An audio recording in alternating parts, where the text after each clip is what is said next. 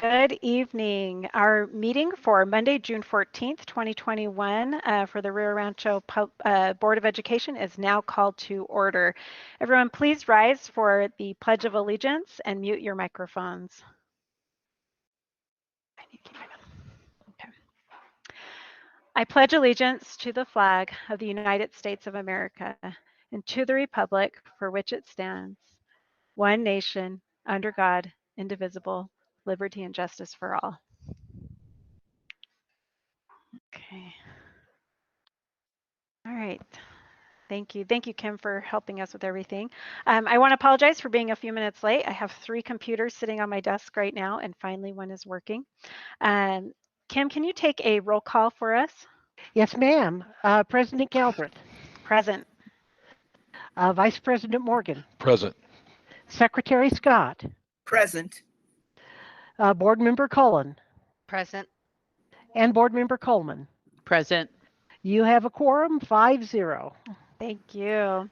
Once again, we'd like to welcome everyone out to our meeting tonight. I'm going to kind of look up for a second and say hi to all of our principals who I don't think everyone else can see who are here in the boardroom with us, and we will be recognizing them shortly. And we're really, really excited to have you all here. So to start us off tonight, I believe we have some introductory comments by Dr. Cleveland. Dr. Cleveland. Good evening, everyone, and it's great to be with you this evening, and especially for our principals, we welcome you, and we're really glad you're here.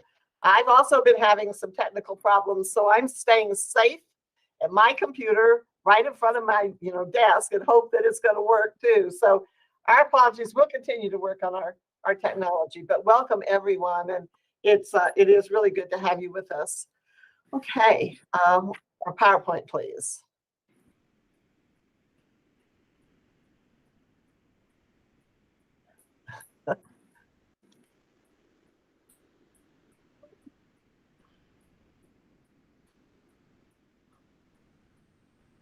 We're all getting an opportunity to practice patience. They are pulling it up right now. Okay.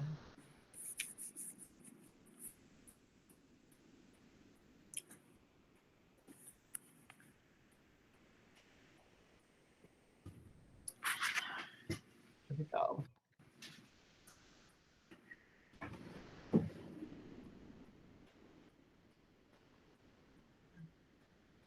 Okay, can everyone see it? Or am I the only one that's just a little box? Is everybody else good? Okay. All right. I will go back to it. I'm not seeing it completely on my screen. Hold on. All right, well, I'm just going to go through it. It's just not in presentation mode. Can we put it into presentation mode? It has the. Oh, that is true. I think Okay, it's just. I can do it.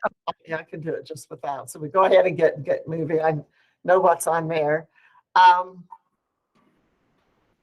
Okay, this evening we have the recognition and commendations, and the first recognition is going to be Ron and Mary Jarrett for their contributions to our music and science programs, and Kurt Schmidt, our Executive Director of Fine Arts, and Tanya Baker, Secondary Instructional Coordinator, will be the ones to present. We also have a presentation of the New Mexico School Boards Association Excellence in Student Achievement Awards, and President Galbraith will share a little bit of information about that recognition. It's a very important recognition. It's given only by the board, and that recognition is being bestowed upon our principals this evening. And then the last, we will have a commendation by our school and district front office staff, specialists, clerical, all of those folks who support us in so many important ways. And Vice President Morgan will do that presentation or commendation this evening. And I was teasing him a little bit last week, saying, boy, you better do a good job with this one, because when you get home, I'm sure that your spouse will ask you about it. So, but we have many wonderful, wonderful folks who work in this capacity, and we appreciate them. And they have really helped us through this year, helped us survive this year. And so they are certainly very worthy of a commendation. We also will have a presentation by Janice Chenault our elementary school improvement officer, and by Renee Salcedo, our secondary school improvement officer, about our ELTP programs the last couple of weeks. I know that several of you have asked me, well, what happened? How did we use that time? What went on for students during those additional days? And so I think they've got some really interesting and exciting things to share with you about what was done during that time. And some of the programs were, really enriching and exciting, but others were really helpful in helping our students close out the last 2 weeks of the year. The next presentation will be on federal programs, and we have 2 important applications for this evening. The first application is for IDEA-B and pre-K, and Jay Reeder, our Executive Director for Special Services, will present. I will have to tell you, this is one of the largest and most complex applications that we complete each year. It takes hours and hours of work to go through. It's also one of our largest federal grants. And so he will talk to you a little bit about what is entailed in that application for our students with disabilities. And then the other federal application, although it's not nearly as complex or as long, is very important to us, and that is Title III. And Title III grant will be presented by Suzanne Nguyen, our Executive Director of Federal Bilingual and Native Programs. And this Title III really is geared toward helping students acquire English. There's students who, or their families, may speak a language other than English in the home. And so this is the funding that we use for that. While we don't have a lot of students in comparison to some districts that are English learners, we do have a significant number. What is somewhat unique about Rio Rancho is the diversity of those languages. And I, Suzanne will address that, but we have lots of languages and children that we serve who speak a language other than English. Our calendar change, as you well know, and I know many of you have heard from a good number of people as well, we've had a lot of input asking the district to please reconsider bringing the staff back in July and wait until that extra weekend in August before we ask our staff to return. And so we heard that feedback and are making a recommendation to just make a minor change in the calendar for next year. Peggy Johnson, our Director of Human Resources, will present the change to you. It is important to note that we will end up losing President's Day with the change.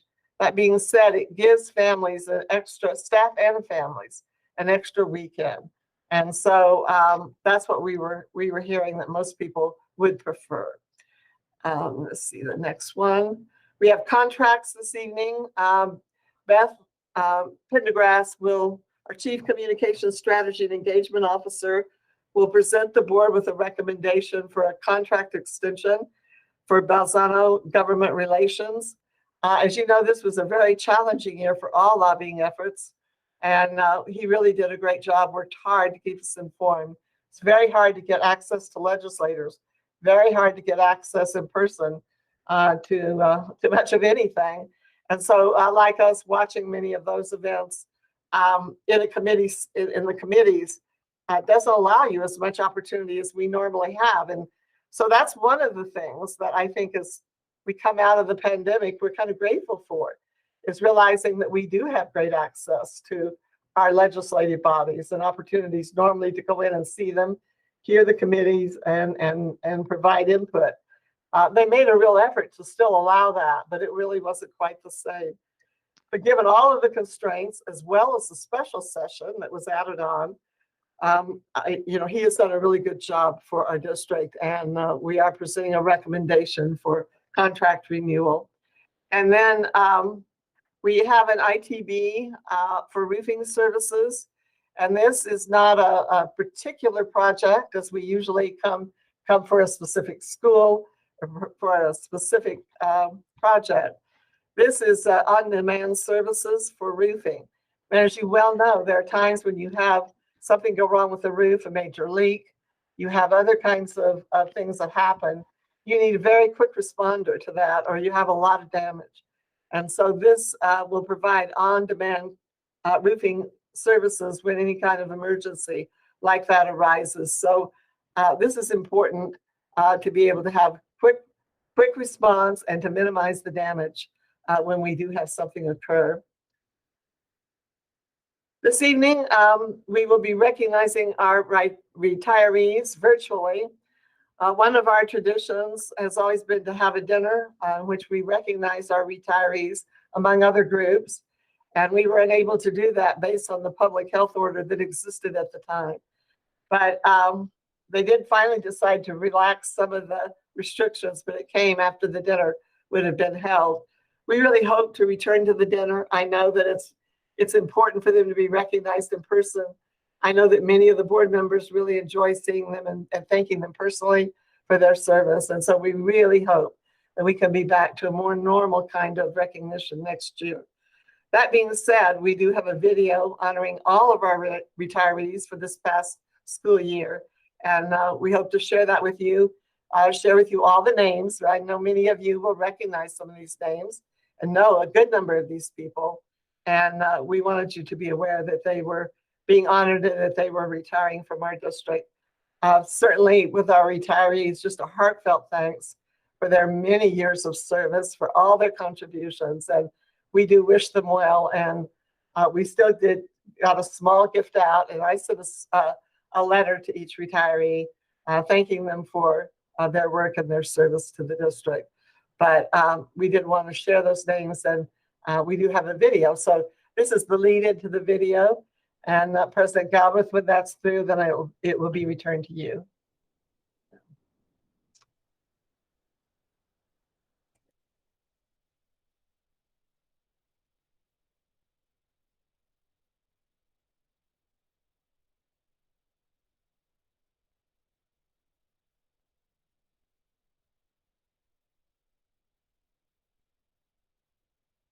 The video is coming up. It'll be up in just a moment.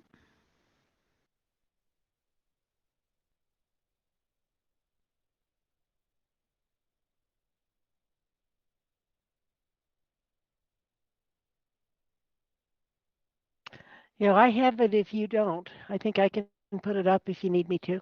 Okay. Let's see. Share. Yeah, they've changed all this around, and let's see. Looks like it's up now, Kim. Okay.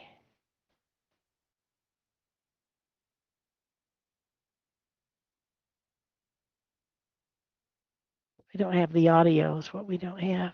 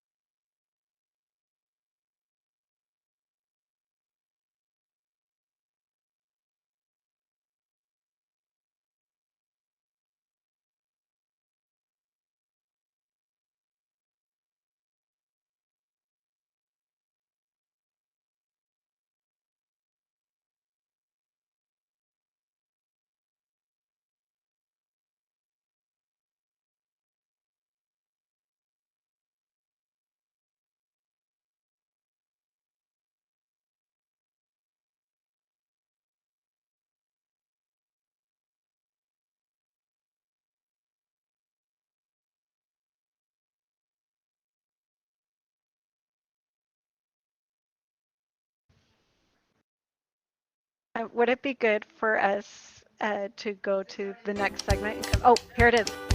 I can hear it.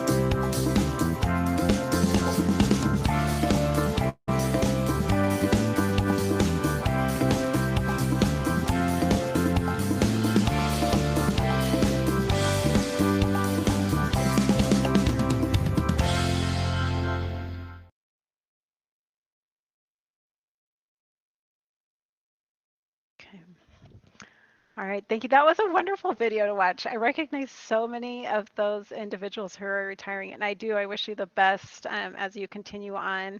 And I even saw my daughter, who is now 16, her first grade teacher was up there, and so much love for so many individuals in our district, and we appreciate you and all that you've done for us. Board, I just want to make sure that did I cover, or do you feel like you need to say anything? We good? Okay. All right, thank you. Thank you to all of those who are retiring. Okay, so let me look at my agenda here. So move on to approve our prioritized agenda and proposed time allocations. Any questions or any changes that need to take place on that? I move approval. This is Secretary Scott. Okay. It's Board Member Jeff Morgan, I second. Okay, we have a motion by Noreen Scott and a second by Jeffrey Morgan. Kim, can you take a roll call vote for us? Sure, if the platform doesn't crash again. All right. Vice President Morgan, Yes. Secretary Scott, Yes. Board Member Cullen,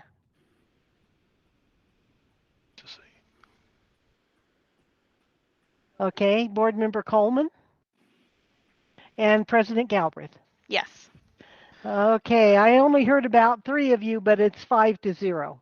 it is. Yes. Catherine, real quick, is your microphone working? Yeah, it just wasn't Okay. unmuting when I Okay. touched it. Okay, thank you. Okay, motion carries. So moving on to our public comment, we have 4 public comments that have been sent to us. Our first one is by Alicia Heinrichs, and she is asking, I'm just going to summarize these.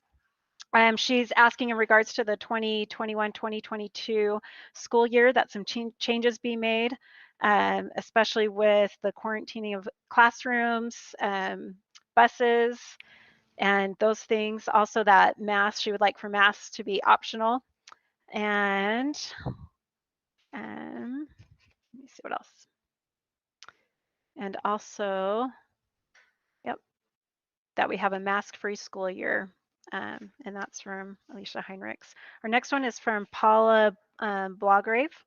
In regards to the calendar, we actually have 2 on the calendar. So this one, first one on the calendar, that she would like for us to leave the calendar as is with the July 30th start date and not take away President's Day, with concerns of if we don't have President's Day, that there'll be about 2 months where there will be no days off. And with that one, we also have the same from Pamela Elam, who has the same concerns with about 2 full months of no days off if we change the calendar. Our last public comment comes from Cheryl Daniels, and there's a number of concerns on this one about the calendar and extending the school year, that teachers are tired, that students are tired, and asking us not to make that, to not keep the extended school year for this year. For those who would like to give public comment, please do so. You can go to the RRPS board page. There is a form site there where you can give public comment. We do read every single one of those comments and appreciate getting them. It helps us as we make decisions. And so we appreciate all those who are willing to give public comment through that page.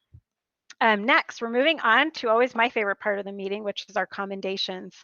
And to start our commendations tonight, we have Kurt Schmidt, our Executive Director of Fine Arts, and Tanya Baker, our Secondary Instructional Coordinator.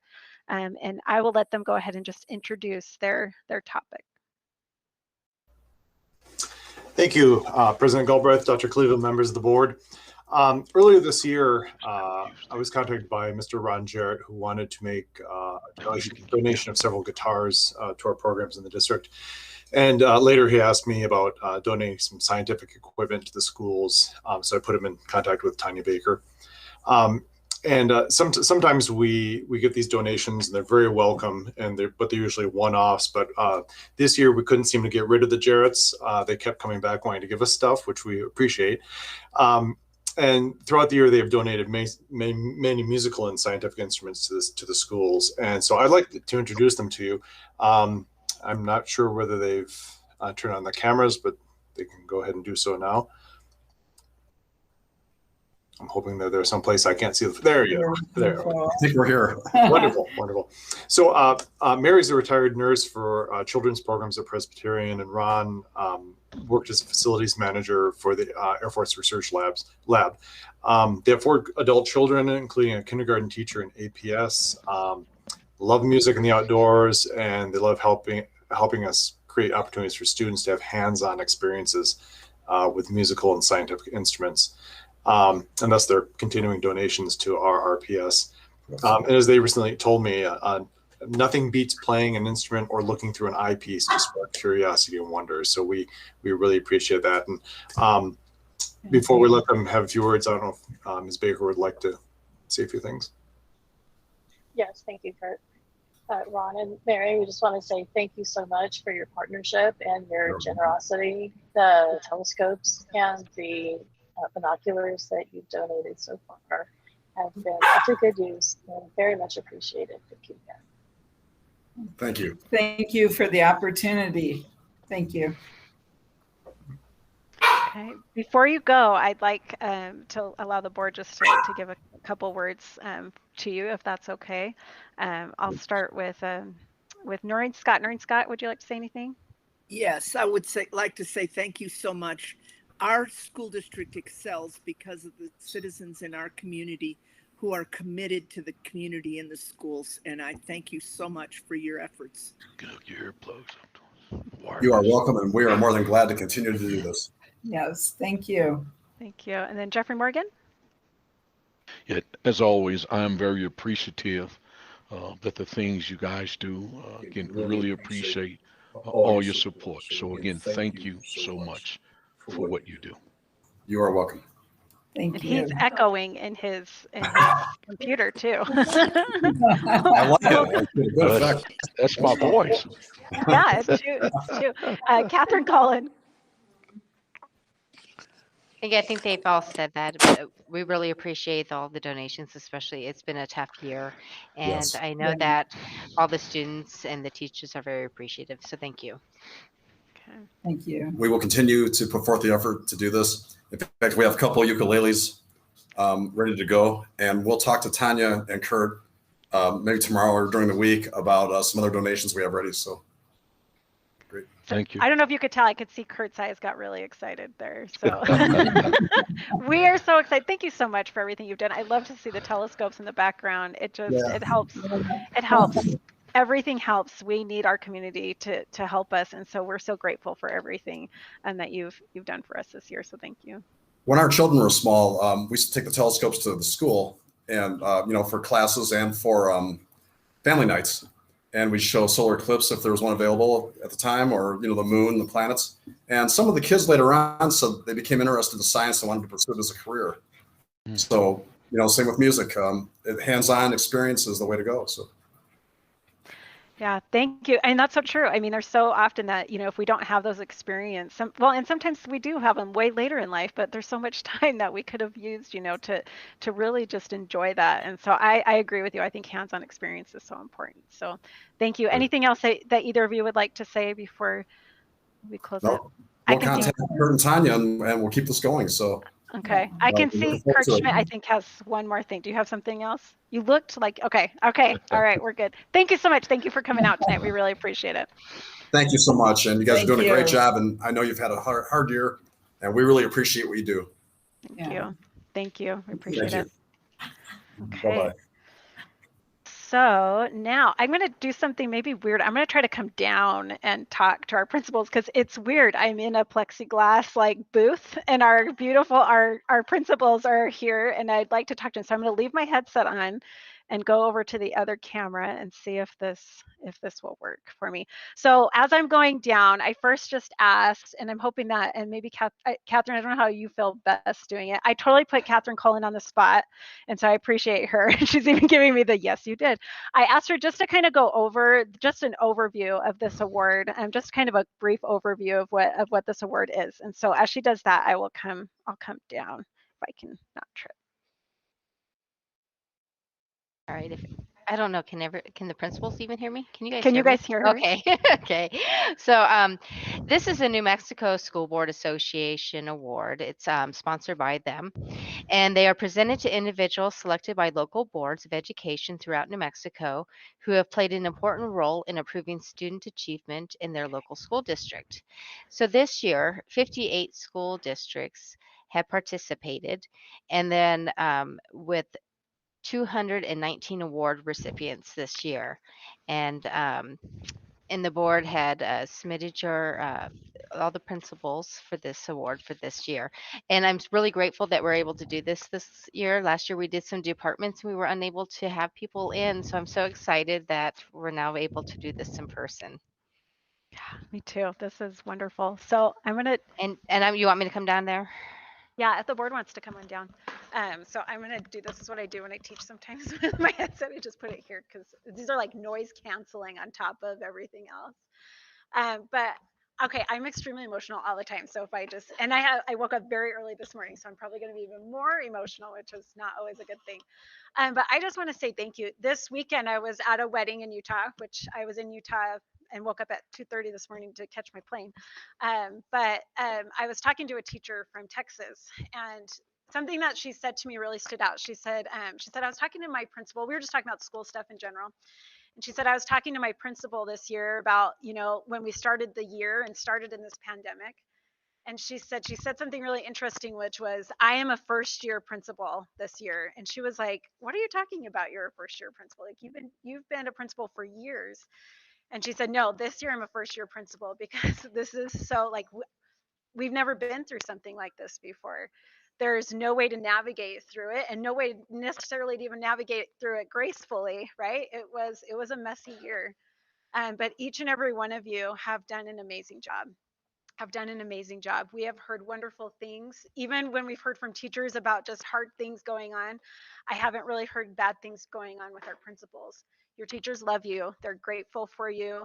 As I talk with Dr. Cleveland, and we try to make decisions and we try to put things onto the agenda, she's always like, let me talk to my principals about that and how they feel about that. I feel I like hear my own voice, and how they feel about that, because it's so important to her, because you are there in the schools, you're speaking with your teachers, and so your voice is so important and needs to be heard. And so I sincerely want to thank you for everything that you've done this year.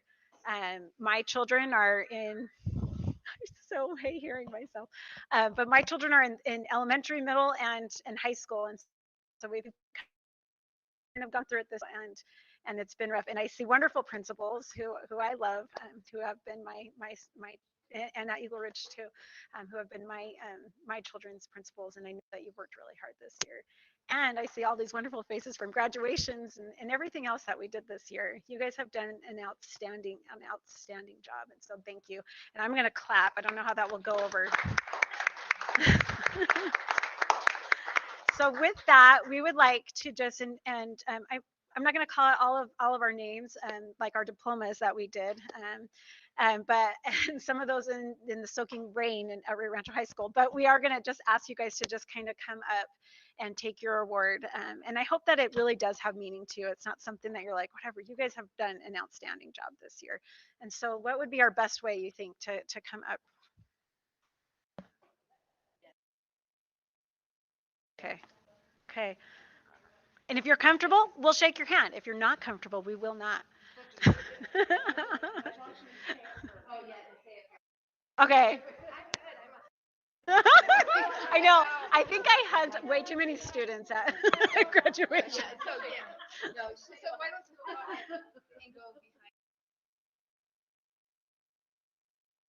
Thank you so much. We appreciate it. Grab these. Thank you. Thank you. Thank you so much. I like these cold hands. I'm going to just put these. You got one? Here, you take it from me because I feel that you should. Thank you so much, William. And, my kids are at elementary this year. I know. Thank you. Thank you so much for everything you've done. Thank you so much. Thank you for everything. Thank you for everything you've done. have these like really cold hands. Thank you for everything you've done this year. I know, right? I'll put them on your. Thank you. Thank you for everything. Thank you. Thank you for everything you've done. Thank you so much. Appreciate it. I'll have two at Eagle Ridge this year, actually. Thank you so much. Thank you. Thank you. Thank you. Thank you so much. It's been so fun, like getting to know everyone this year. Thank you. I know. It's awesome. Thank you. Here goes Mr. Hefner. I even have a little bit of a heel on today, so I feel. Thank you so much for being done.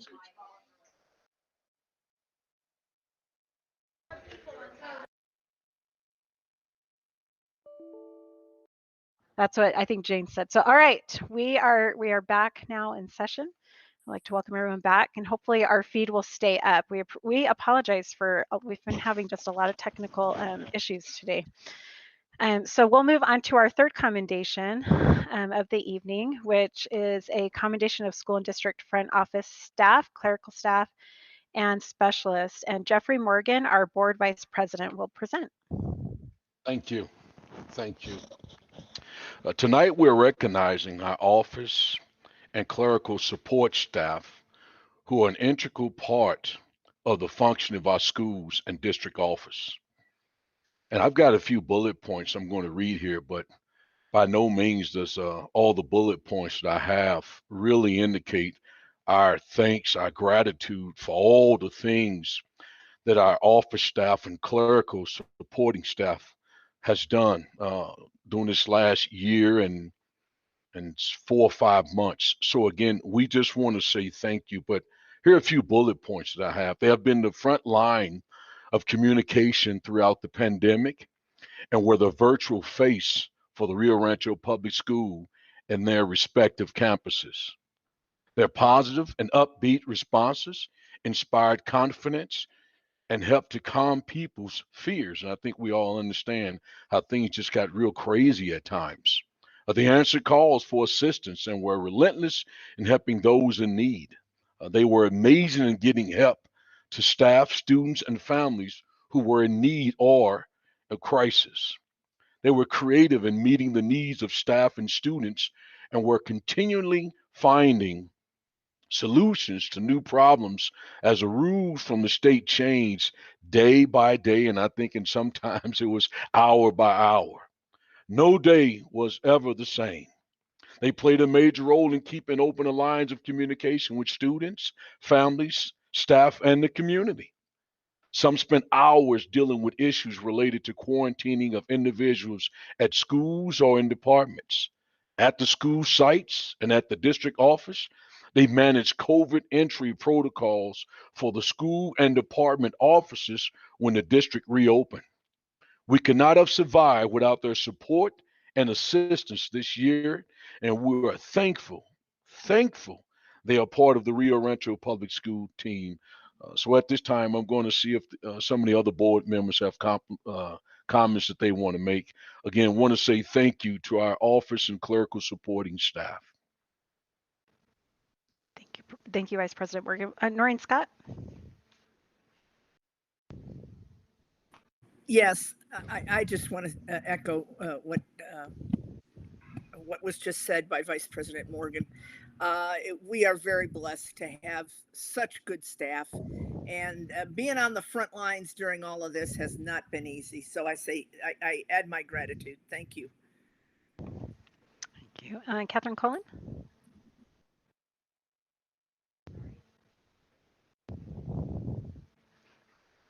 There we go. Thank you so much for all your work. It's been a really tough year, and you're such an important part of the processes for us to have the students in school and all the changes that we had to do. You were so important to making the district run smoothly.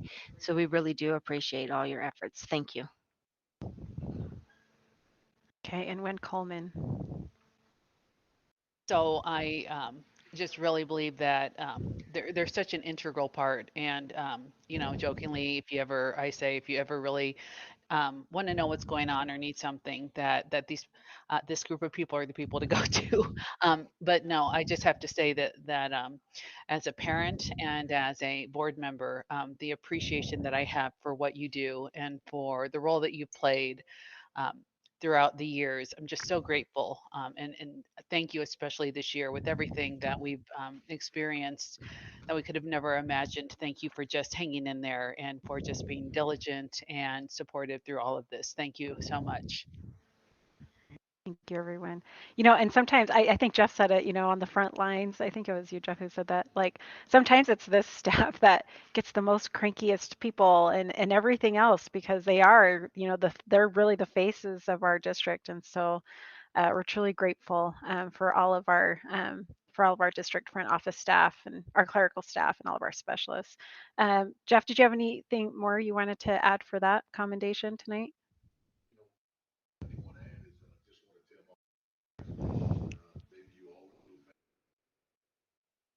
Yeah, you're muted, Jeff. Oh, That too. I I could just hear want him. to I just want to say thanks to my wife. Very good job. You come home and just in spite of what's going on, you still come home with a good spirit. So I want to say thank you. That is sweet, and she will like you better now for it. Vice President Morgan's wife works, I believe, in the Cleveland High School, That's and so we're correct. really, Yeah. yeah, he knows exactly what he's talking about when he talks about these things, because as couples, we all like to talk to each other, all the hardships that we go through, and so he's very much aware of everything that's happened this year. Do we have anyone on from our front office staffs or anything like that? Just in case. Okay, at least that's on. Okay. Well, thank you, Vice President Morgan, for giving that commendation. We're grateful for those individuals. Okay, moving on to Dr. Cleveland. I never asked Dr. Cleveland. It's been a craziness in here. And before we do that, Dr. Cleveland, did you want to add anything? And I know we had our principals in here, and I was down on the floor and had my thing looped around my neck, so I couldn't even have you give anything. So I apologize for that. But would you like to add to our commendation tonight? Well, thank you. I would just add pretty much what has been said.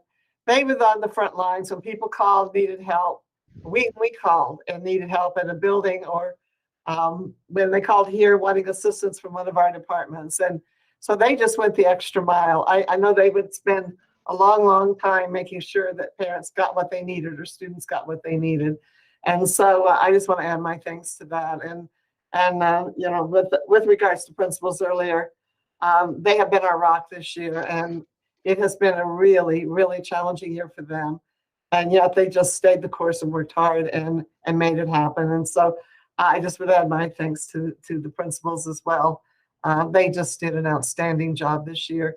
And obviously in the school settings and the departmental settings, we're a team.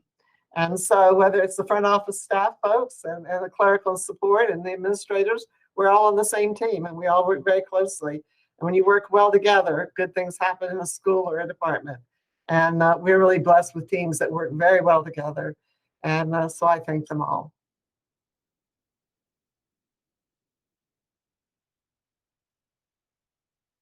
Um, yes, and I, as a board member, I can't help but I think that it's important that we take the time to recognize the people that we work so closely with. And so to Jane, I'm looking over at her, and to Kim for everything that you do for the. I think I am amazed at the um, supportive attitude and the great no matter what. Just you always are so willing and so accessible, and it's just a wonderful experience to have you as somebody that I get the chance to know and to work with. So thank you so much to both of you.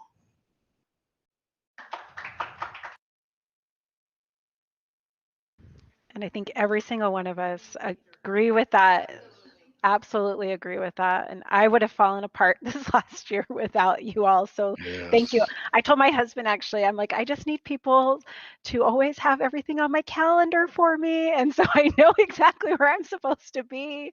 And so I'm just beyond grateful for the guidance that they've given us. So thank you. Thank you, Wen, for bringing that up. Is there anything else from any other board members? I know a lot has been said, but if you have anything else you'd like to say. Okay. We're all good. When is your hand still up or? Okay, you just took it down. Okay. Okay. Okay. All right. Thank you, everyone. Okay, so we will now move on to our reports section of our meeting. Our first report is on the extended learning time update. Janice Chenault, our elementary school improvement officer, and Renee Salcedo, our secondary school improvement officer, will present. They were here with us just a little bit ago, and now they're not Where'd in they with go? Yeah. us. Good evening, President Galbraith, members of the board, and Dr. Cleveland. Thank you for giving us some time to just give you a rundown of this past year's extended learning time program. It was different than what we offered the prior year. There were some changes in what we could do, and so we added the entire district this year. So we wanted to give you just a short, let you see some of the images of what happened and make sure everybody understands, what this means when we sign up for this every year. So extended learning time program has 3 components that are all required. The first is 10 additional days of instruction. So even though we have additional hours above and beyond what the public education department requests, we still have to do 10 extra days. So that's a non-negotiable. All of our staff has to receive 80 hours of professional development or participating school staff. So for our district, it was everybody. And before or after school tutoring or learning opportunities is the third component. The 80 hours of professional development we are able to incorporate into our current schedule for the most part, but we do have staff that go above and beyond throughout the year and add hours to that. We had, for our before and after school tutoring opportunities, it was interesting this year because we didn't have kids in person. So we had to create virtual opportunities for our students. And I will tell you that our teachers stepped up significantly. For elementary, we met as a group, teachers completely volunteered. I mean, they did get paid, but they volunteered to do this, and they held Google Meets with students Monday, Tuesday, Wednesday, and Thursday night. We actually had some teachers even offer to do Friday night if students wanted that. When you would log on, we had 2 to 4 teachers that would sign on for a time slot, either at 5 o'clock or 6 o'clock. Students would receive the links in their WAGs from their classroom teachers. So those were sent out to school administrators and then to teachers, and teachers would send them to parents through the Remind app. As it evolved throughout the school year, we had a great idea from one of our teachers to create a coupon with the code on it for specific students that needed support. So if they identified a student that they really wanted to attend, we had electronic coupons that teachers would fill out and directly send to parents, showing them when their child could log on and get additional support. In some cases, we had the same student showing up every 4 nights to different meets with different teachers and getting support.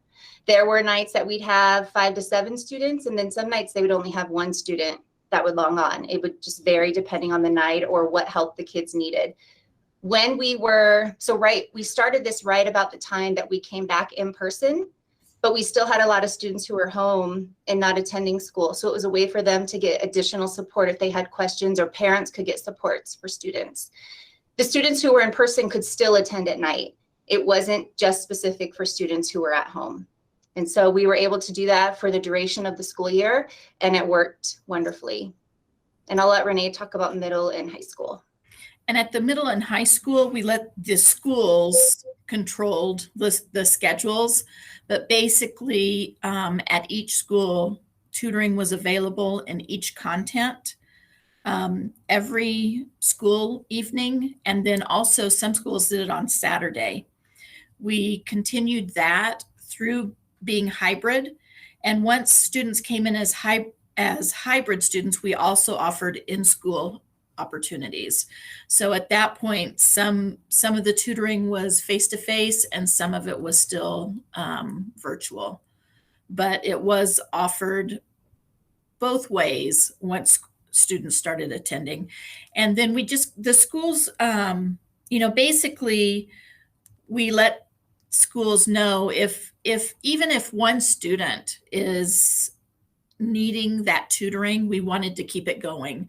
There were some nights or some contents that, you may go for several days or maybe even a week and no one attended. And then we started pulling those down. But if one student needed help, then we kept that time slot open for them. The one, I don't know if you guys are aware of this, but Shining Stars Preschool is not included in that opportunity for extended learning. So their teachers do not do the 10 extra days and their students don't do the before and after, although they still are required to do a lot of professional development through their grant. So the 47 teachers came from our 11 elementary schools, which is a tremendous amount of offering considering the challenges they were facing this year. 26 in middle and 29 in high school. And please feel free to stop us at any point if you have any questions about any of the slides. In elementary, we had almost 800 students who participated at least once. So that was a significant amount of students. Middle school, 94, and high school, 322. And it's the same thing. Some may have participated once, some may have gone every night. We wanted to just break it down by grade level so you could see how it's split out across the district. I know Board Member Coleman, you were asking specifically about students that needed extra support or students that had individual education plans. What we learned with students who needed more support, that's why we added those tickets, because we had students that weren't coming on that could use more support. So it was a way for us to really encourage them to participate. And the teachers saw that need with students in their class. Teachers who weren't tutoring but learned about the tickets, love that idea because then they could identify students they wanted from their classroom specifically to get supports. And you can see it was almost, pretty even except for third grade. We had a large amount of students that attended in third grade.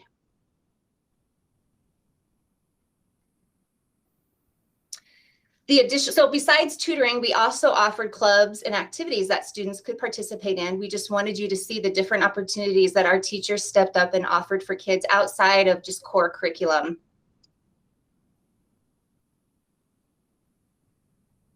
And we had the same type of opportunities at secondary.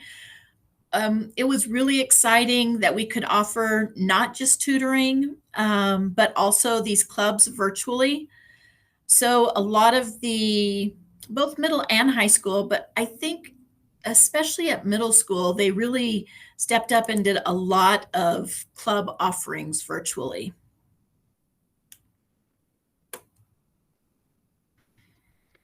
Through the extended learning, we had additional funds that we could support other programs. And so you'll see at the very end of this presentation that Kurt Schmidt has taken on a program with one of our music teachers at Vista Grande, and he's starting a summer music program. So Kurt came to us and said, can you help us promote this? And we had funding still in our budget. So we were able to offer that free for every child, including a t-shirt and supplies, lunch and dinner. And we were able to double the number of sessions. And I think Kurt could speak to it, but I believe the program filled up in a matter of hours, like a couple hours, it was full. And they needed more spaces and didn't have them yet. So for the first year of starting that program and offering that for kids, completely full. And that was grassroots by one teacher who had done this in another district and wanted to try it here. So although we think of extended learning as 10 extra days, there's so much more to it that's possible that we can do for kids that can enrich their education and their experiences without a cost to them. So that's another reason why we feel like it's really important to continue. And then of course, tutoring. Go ahead, Renee. Oh, and I was just going to say, and this is one of the ways, it's not the sole way that we're funding our credit recovery summer school right now, but we are using some of this money to help provide free credit recovery for the high school students. This is where we're getting some of those funds.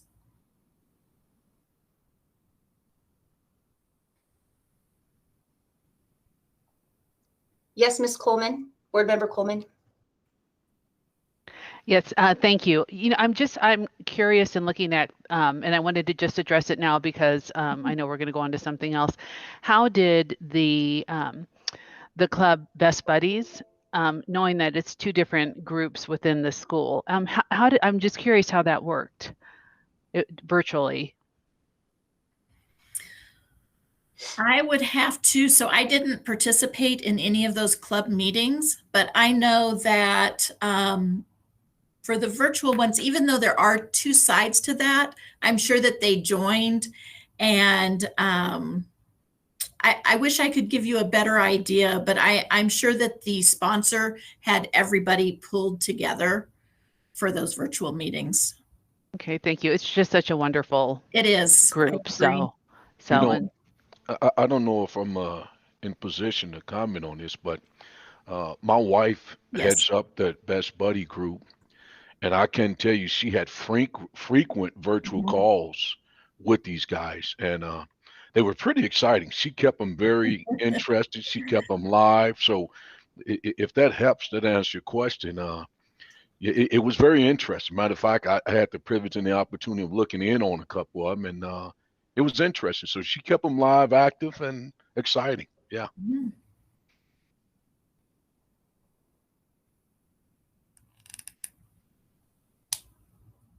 You guys are good to continue on. We just wanted to show you the breakdown of the requirements for the professional learning. So our teachers spend 42 hours full days in some type of professional learning within the district and 44 hours in their professional learning communities when we have early releases on Wednesday. And that goes from kindergarten to 12th grade. So budget. We wanted you to see just a breakdown of the budget so you could get an idea of, what we do exactly with the funds. And so I don't need to go through every piece with you, but it gives you a good idea of how much is put into salary, how much is put into supplies, and, what we're really doing to try to get materials and activities into the hands of kids. We want to thank different district office departments. This isn't something that's done in isolation at all. So we have the help of RADA as we're looking at the data and the results. CNI, of course, curriculum and instruction. Finance is amazing in working with us and saying, here's your money. And if we need to move money or work in collaboration with other departments, when we worked with fine arts, they were able to help us share the funding so that we could get what we needed. Communication is always fantastic in supporting everything that we throw at them. Of course, IT, we couldn't have done virtual tutoring or anything we did without the assistance of IT, and payroll and working with setting up how we were going to pay teachers, fine arts, and then all of the administrative assistants on campuses collected all the timesheets for us, got signatures, and sent them to our office for processing. And then Michelle LaRossi, who works with us, entered every kid and every teacher by hand every 2 weeks into the system. And Vicky Calzada worked with us to report to the state. So we couldn't have done it without everybody here. Just some pictures for you to see. I know you've seen these. You received the presentation, so we don't have to spend a lot of time on them, but just different opportunities that were presented for kids so you can see. I do want to share with you, these puppets were actually purchased for the prior year's activity before we had to go online for our last year's virtual in 1920. So this is Miss Barnett's at Colinas del Norte. We went ahead and sent her these supplies, even though she couldn't do it the previous year, and she incorporated it to this year. And the activity wasn't just puppet making, but they tied it with literature. And so they were building stories and doing puppetry. And every week she would post in different puppets that the kids had created. So just an excellent example of giving kids a way to connect what they're doing academically with their arts.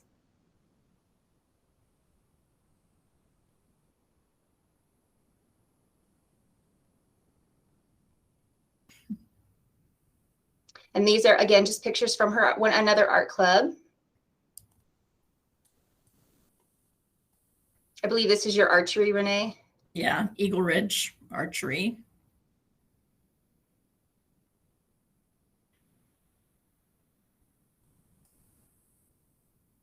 And then a creative writing club. This is the last thing we wanted to share with you. This is what Kurt Schmidt is taking care of this summer for his Arts of Success. And thank you to Stapleton Elementary because they're hosting. They're central, so they offered to host, which a lot of schools did, but they ended up being the most central location. So again, it filled up right away, and classes, I think he's going until, it says 7 a.m. to 12 and 1 to 6. So we were able, I believe, Curry, if you're still on here, is over 300 students he got pretty quickly. We stand for questions you may have. Are you there, Curry? Oh, yay. I'm here. I'm here. Of course I'm here. No, yeah, it filled up within a matter of hours. There were 100 kids in the morning, 100 kids in the afternoon, and we had a wait list of probably 150 more kids.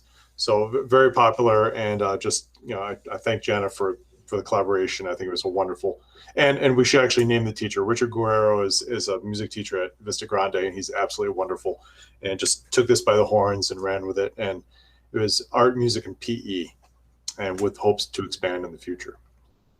And a shout out to Dean Gallegos, who's our new food services director of food services. He worked with us to get the meals that we need for students as well. So again, it really has been a district effort. When people talk about extended learning, they really only think of the 10 days. I don't think they realize everything else that we're doing for kids and supporting kids with. And so I'm grateful that you let us share this, because it really is valuable to our community. And we stand for any other questions you may have. Sorry, it took me a second there. Thank you. Thank you so much. First, before we go to questions, I just want to give Dr. Cleveland an opportunity, and then we'll go right into questions. Dr. Cleveland, did you want to add anything? I may want to, after I hear the other comments. It might be better for me to kind of close out after I've heard some of the questions or comments the board has. Okay. So if you wouldn't mind, come back to me. Okay, sounds great, Dr. Cleveland. Thank you.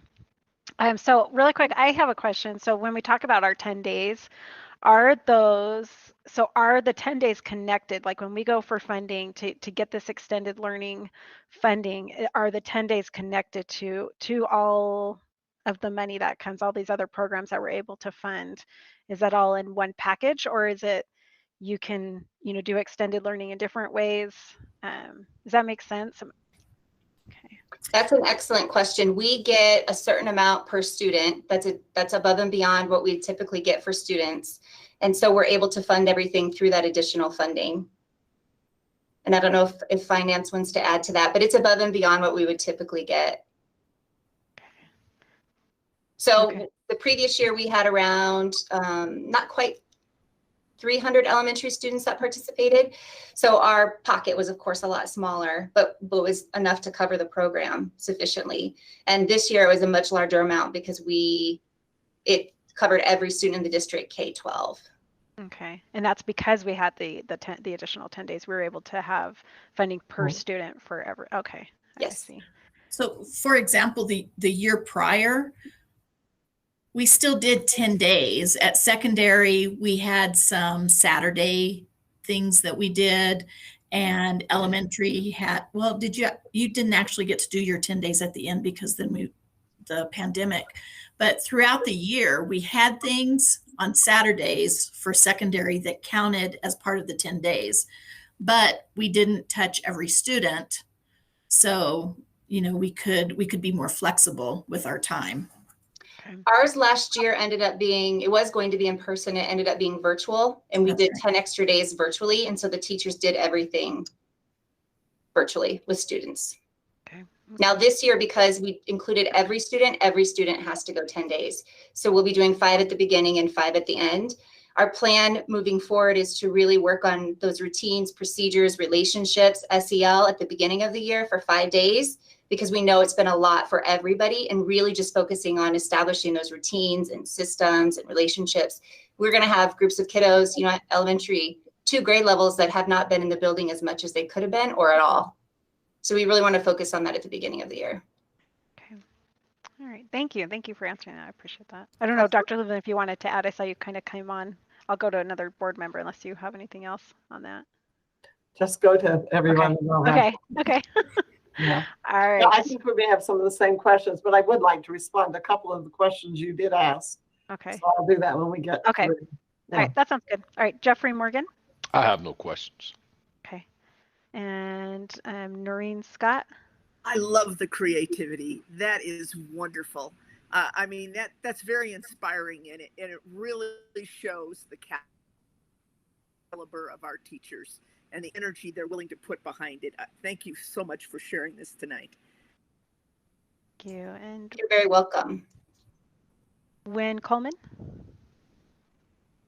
If you could come back to me here, Okay. there's just some things that I might want to ask at the end. Okay. Catherine Cullen? We're almost to the end. I was the last one. I know. So it sounds like there's a number of schools that did not do the extended learning, and I don't know how many school districts ended up doing this year. Do you know, Dr. Cleveland, by chance? Yes, it was the majority. It was like 60 some that have committed to extended year and K-5 plus, or a combination of the two. So the majority of districts did do the extended year. We were certainly not in the minority. Okay. And it certainly sounds like it's really successful by everything that I'm hearing and what we're seeing here with the students. So definitely worth the extra 10 days to get them additional instruction is what I see, Jenna. Like, yeah. So you feel that way within I do, Board Member Colin. I know I can tell you when we came back in full session after students came back, we were tutoring for a while. And I brought the teachers together and I said, do you guys want to stop? Because we had, 65% of our elementary students back in the building. And they said, absolutely not. If it brings one kid to us that needs more help, we want to keep going. Some of them would tutor 2 hours a night just because they wanted to be there. We had one little boy would come on, just to watch them and the questions the kids would ask and just to have that time with the teacher one-on-one through this year was exceptional. So in my opinion, it's worth it. I think our teachers do a remarkable job. It certainly sounds like it. I know that some families weren't too happy to go an extra 10 days, but especially with everything that went on with the pandemic. And I think that this additional instruction definitely helps them out and, give them a little head start for next year. And I appreciate everything you guys did. It was extremely creative, like Noreen had said, and it just goes to show you that well worth it. These kids got the additional instruction. The tutoring was so important and really so needed. And I do really appreciate that. Thank you. That's all. Okay. When are you ready, or do you want more time? I have more I can go if you're Really? not No, ready to why go. don't you go ahead? Go ahead. Well, I feel better about this. I'm going to be very honest, and I've talked to Dr. Cleveland a lot about this over the last few weeks. Just as a parent, I've been so tired, and it's hard to lose days in the summer, and I've heard so much from people in the community. As I see this presentation and hear from you, I feel like, okay, like I see the good that comes from it. And I apologize to Beth if she's put stuff out, but I think we need to somehow really, and I don't know. I mean, if people aren't going to see it, if they're not going to see it, but we really need to get this out more with, there's more to extended, learning than 10 days and maybe all of these wonderful points and that you went through and some of these great pictures, if we can put those things up too, because I think for me, all I can see, especially at the end of the year, was I am so tired and my kids are still in school. And so I think when we see all of these other things, it really makes a huge difference. It gives us the why, as to why we're doing it. And maybe it's something again that we address, at the end of next year and see how it goes. As at least this next year we can tag it onto both sides of the year instead of it just being all at the end of the year. And it was pretty rough. But I just want to thank you for presenting that, because it helped me to feel better about it. And I do think somehow, and I apologize to Beth if she's like, I have put it everywhere. I put it everywhere and you're just not seeing it. Because I would love to see that and have something, I guess, to even present to people who ask me about it, that I can give them more information. So it was a great presentation. So, okay, I know Wynn wants to talk, but I also have Catherine with her hand raised. Wynn, are you ready? I am. Okay. So I appreciate your patience, even with the laughter from my other board members. But, and I thank you for acknowledging kind of what was happening with our special education students with the tutoring. But can you speak a little bit to maybe some of the things that you experienced with the teaching, the programs and things like that, some of the challenges that you might have experienced this year and kind of plans on how things like this will be like kind of ahead, like what you're looking at as far as ways to mitigate maybe some of the things, some of the learning circumstances. Yes, Board Member Coleman, that's a great question. And I see that Joy Morales is on here. So Joy, if you feel if she wants to add anything. We've talked a lot, and there's been a lot of research around accelerated learning versus the remediation. We were part of a presentation with a superintendent in Florida talking about what they were going to do in the summer to mitigate those circumstances. And it was a lot of what we did this school year for extended learning. It's finding those opportunities to connect what the kids are learning with also looking at are there any standards that might have been missed prior that we need to trace back and pre-teach right before we go to the standard. But there's a lot of research that if you're going back and trying to review things and assuming kids didn't learn information, then they lose interest and they aren't tapped into what you're doing. So we're moving forward with looking at our essential standards, but also as we're presenting those essential standards to students, tracing those standards back to the prior year, looking at how we taught that the previous year during COVID, seeing if there's anything we need to give a little shot of reference to before moving into that next standard. So the key is making sure they're still engaged and interested with what they're doing, but going back and making sure they have the prior skills that they need to continue moving forward. And I see Joy popped on, so I don't know if she wants to add anything. No, you summed it up beautifully. You know, the thing about accelerated learning that we want to be cautious of is that we don't want to stop to do what we call filling in gaps, because research shows that creates more gaps. The gaps get bigger. So we don't stop instruction in order to fill in gaps. We do just what Jenna explained. We want all of that just in time, that review, really knowing where the learning has come from so that we know how to move forward with it and then get our kids caught up. And we're really doing this same thing at secondary. You know, this year we've worked on compacting the standards and really finding those key standards that we're going to interlace through the classes. So it really is about accelerating learning instead of, looking for those gaps. And I would add that, we've been very committed to the New Mexico DASH process the last 3 years, and it's a great system for improvement. And every school is identifying those high leverage skills that kids need from grade to grade.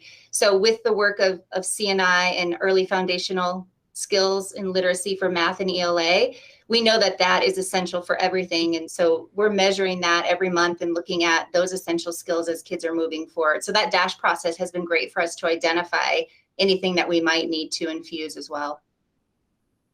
Does that answer your question, Board Member Coleman? It does. I'm just, I'm wondering, as you're talking about, was the term that you used is accelerated? Is that, is that the message? I'm just curious that you think that the parents and the students are hearing, so it's looked at from a different lens. Yes, anything that you would listen to outside or in education right now is all about accelerating the learning. So it's moving forward, that acceleration, while also looking at those stops along the way we need to pick up, but keep going. And we've actually worked with EAB and their presentations, and that's what they're presenting to districts across the country as well. Okay, thank you. You're welcome. I don't know if Jerry would want to add anything, but one of the things I would like to add is you might recall during the year that our children with disabilities got more tutoring help than any other from the very beginning. They had access to small group instruction when no other students did. And so beginning back on the very beginning of the year, we were meeting with special needs students all of the time. So I don't know if Jerry wants to build on that, but there was extra time that we built in for students with disabilities to try to help with some of the challenges that they were in. But they were in small groups by August and meeting on a regular basis. Jerry? And I just want to say how appreciative I am of the district supporting us in doing that, because what it did was we were able to not have those areas where students would have gaps, and we just kept building.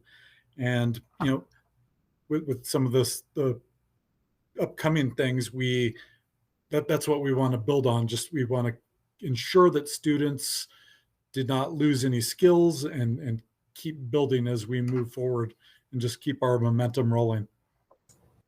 And board member Coleman, may I just add that some of the hardest conversations we had in elementary were with parents who had students with significant needs, and how much they wanted their students to be in school 5 days a week, because it was very challenging to try to meet the needs at home when the kids were virtual.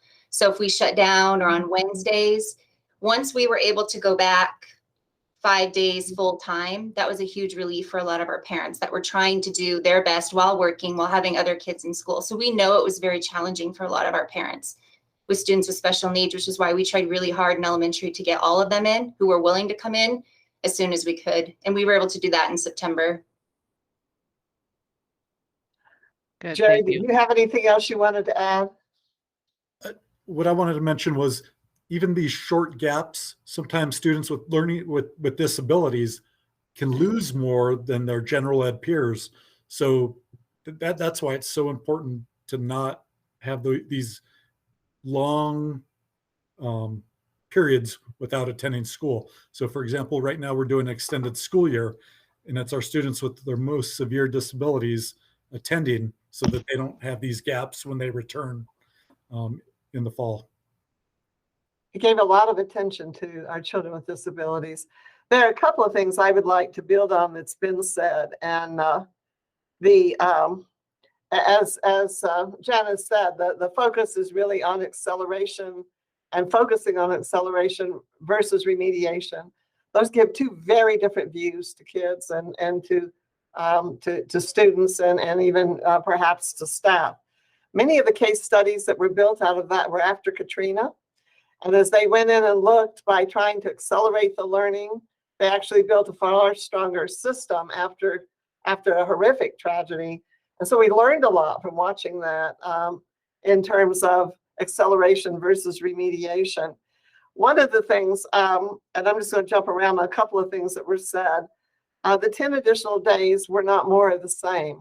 And I think that was what was so critical. Students came and there were opportunities to do different things. And I think that sent them off home on the summer on a much higher note. They had a lot of fun the last 2 weeks of school. And we brought in a team, the accreditation team. One of the things that we looked at the feedback that we got from all of the administrative staff was, how do we go back to making school more fun for kids? And we have lost over the years some of that joy of learning. And how do we get back to that by still meeting the standards and the expectations? And these 2 weeks, I thought, were really great examples of how you can do just that. How you can help children learn, but they also can have a lot of fun. But the intent was to send them out this summer on a high note. And for a lot of kids, that's really what I think occurred. Heard a lot of positive things. And if you have 200 parents who sign up their kids within an hour, you know that there are people that are looking for good things for their children in the summer. And that camp was an example of some really good things. I think we have to be really careful about any assumptions that we draw on last year and our planning for the future, and not allow that one way or the other to color what we're going to do. And we really kind of look at what it is we want to accomplish and what we need to do.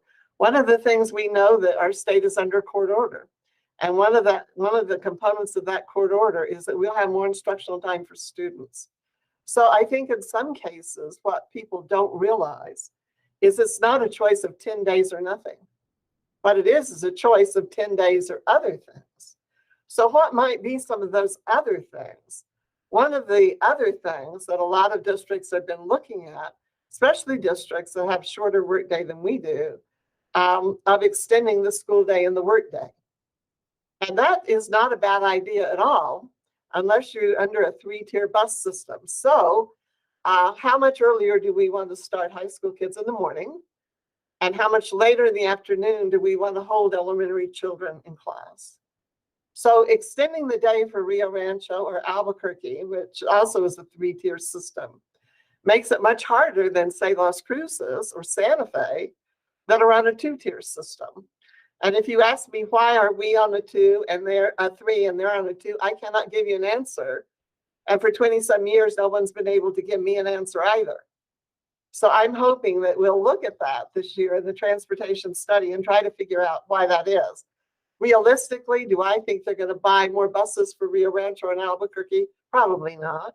I don't think that's probably going to happen. But our schedule drives so many things. A longer work day, school day, is what a lot of the districts are doing. Some of the other districts are doing pullouts.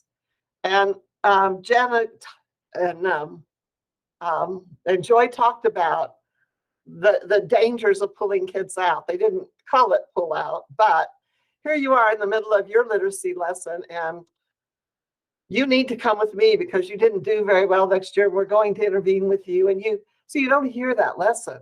And on top of that, you're removed from that classroom. And our experience over many years has shown that pullouts are not very effective. I know that's how one district is going to do it. They're going to make their hours by pulling kids out. I would think that may not be what we would want to do in Rio Rancho. So the other option, and one that Renee talked about we did last year, would be Saturday schools.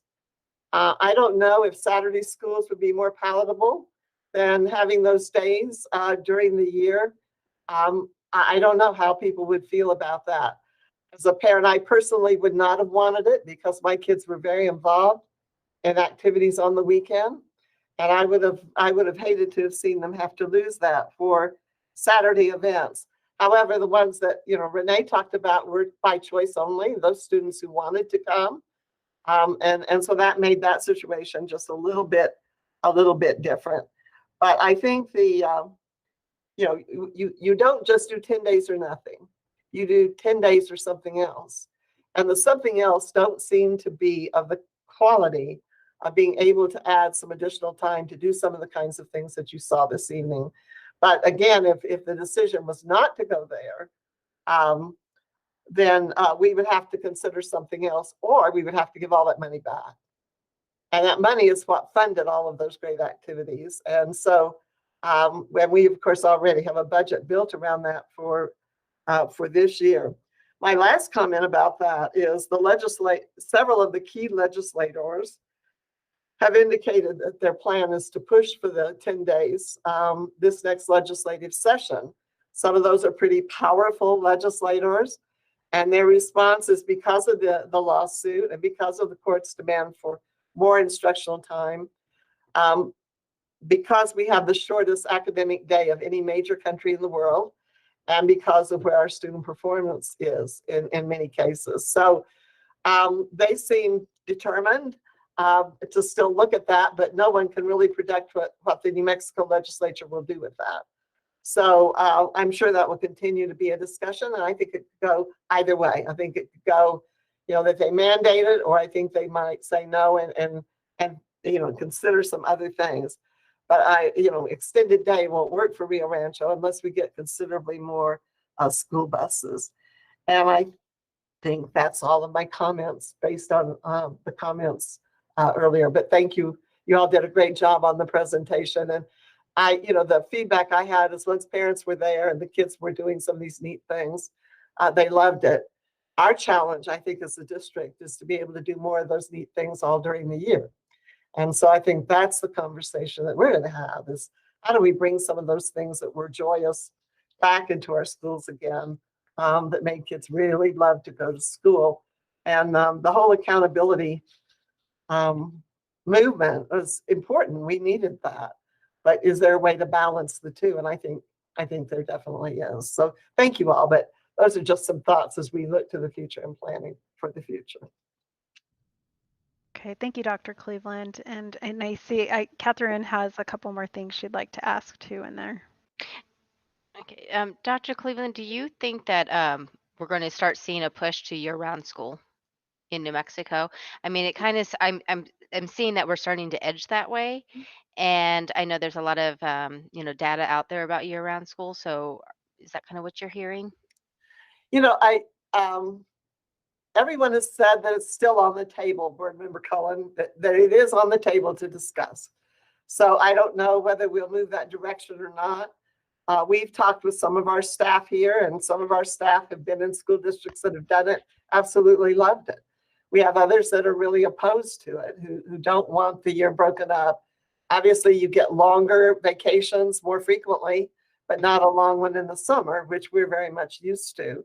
And the biggest question that comes out is, can you make it work for secondary? And would the board be okay, or the community be okay with running two separate calendars? And we have found districts, particularly in Arizona, that have done both, that have done the secondary and the elementary together, and some that have split it. So I think there are models to look at. But the thing that drives that conversation, and I know you're very much aware of that, is that the research shows the learning loss between breaks is not as great. And also it really gives a motivation to those who won't versus can't. So what often happens with some of those programs is that students who are still needing help have an opportunity to get it before the next session opens. So there's remediation built in during the year. And, algebra has always been, for everybody across the country, one of the challenging courses. It doesn't help you to get a lot of help at the end. You really need it at the end of the first if you're falling behind, and then you need it, as the year goes on. A year round would allow that, but we've not pushed year round. But we have been told that it is one of the models that is being definitely looked at, as are others. But the learning loss declines, and the intervention, and for the kid who just won't do it, and there are a few like that, if you don't do it, then you get to make it up then and do a little extra work. And those kids that won't, all of a sudden, often reevaluate their priorities and do it. So, I think there's pros and cons both ways. And a lot of families really value their summer, the whole summer break. And if we were to ever have that as an option from the state, something to look at, we would certainly go out to our community and take a really careful look at it. But I do know it's very successful in other parts of the country. Right. So that was my question is that, because I know some districts that do it across Right. some states, but are there any states that it's mandated to do year round? Or is it they let it go down to the district level? Because I'm just wondering if that's where our state is headed. Would it be like an optional, or would they actually try to push that all districts do year round?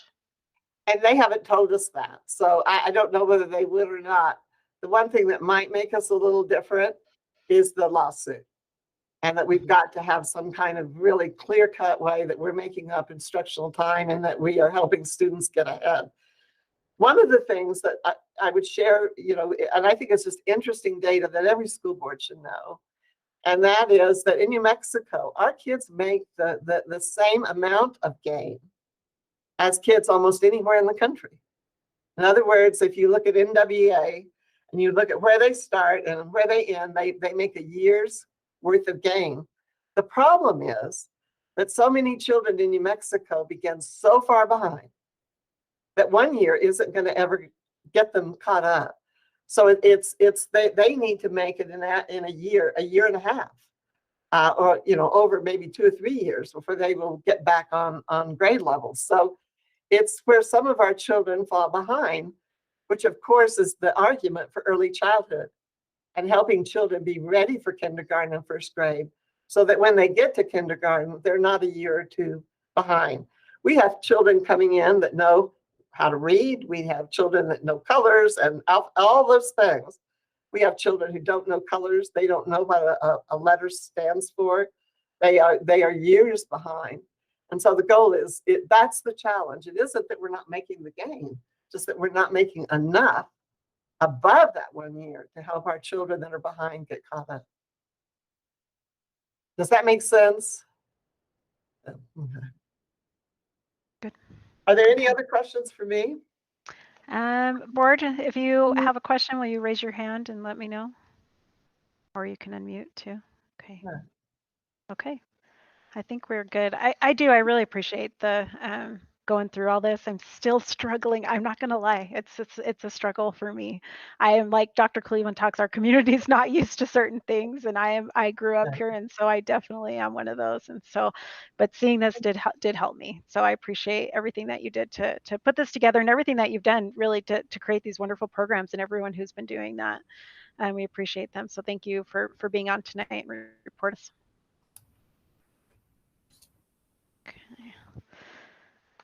Okay, for our next item is to approve the consent agenda. Are there any questions of anything that needs to be pulled off the consent? I'll entertain a This is motion. Secretary Scott. I move to approve the consent agenda. Board Member Morgan, I second.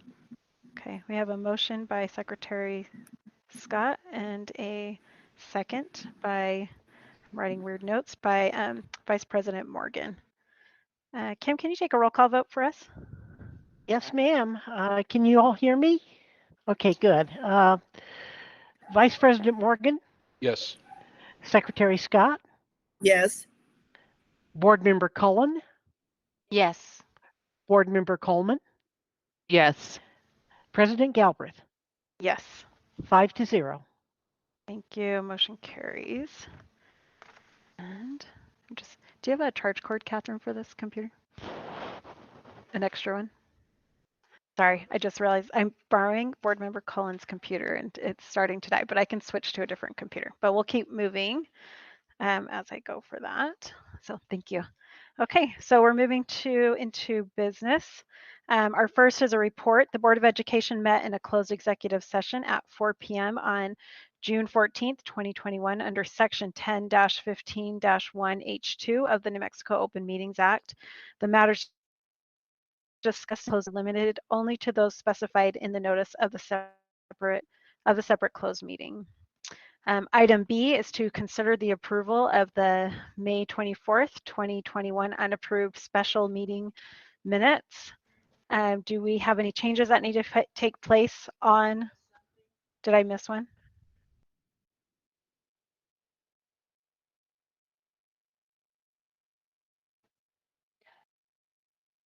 I did. No, you're good. Okay. So now we're on item B to consider the approval of the May 24th unapproved special board meeting minutes. Are there any questions or changes that need to take place on those meeting minutes? Make a motion to approve the May 24th, 2021 special meeting minutes. Okay. Is there a second? I'll second that motion. Okay, we have a motion by Vice President Morgan, a second by Secretary Scott. Kim, can you take a roll call vote for us? Yes, I can. Vice President Morgan, Yes. Secretary Scott, Yes. Board Member Cullen, Yes. Board Member Coleman, Yes. President Galbraith, Yes. 5-0. Thank you. Motion carries. Okay, and then for item C is to consider approval of the RRPS IDEA -B and IDEA -PRE, the special education application. Jerry Reeder, our Executive Director of Special Education or Special Services, is on to present. Good evening, President Galbraith, members of the board, and Dr. Cleveland. I'm here to seek approval for the Individuals with Disabilities Education Act application.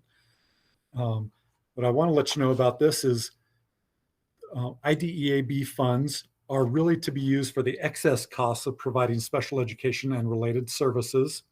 They're supposed to be used to supplement state, local, and other federal funds, and they're not to be used to reduce maintenance of effort.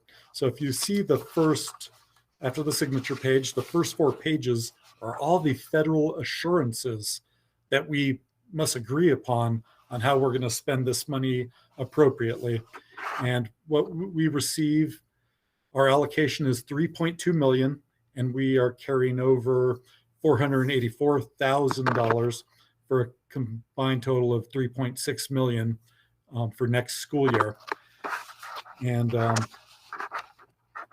I'm sorry I know you guys are all able to look at my application. This year they changed the application format and it's in a Microsoft SharePoint format. So as I try to print it off for you guys to look at it, it just kind of looks funky, and I apologize for that. But our district, as kind of Dr. Cleveland alluded to earlier, we are very inclusive, even with our students with disabilities. And we believe that our students get educated better in the general ed classroom. And if we don't have to pull students out to disrupt their learning, then we know they're getting a better education. And we've always had that philosophy. And so we use a lot of this IDEA money to pay for staff, for teachers, so that we can maintain this philosophy and are able to serve our students well. I know there are a lot of pages here, and really the budget piece matches up with our budget that you approved, I believe, about a month ago for our IDEA 24106 funds. So at this point, I'm just going to open it up and see if you guys have any questions for me. Okay, thank you. So before we go to Dr. Cleveland, did you want to add as I go to the board? The only thing I would add is this is a very comprehensive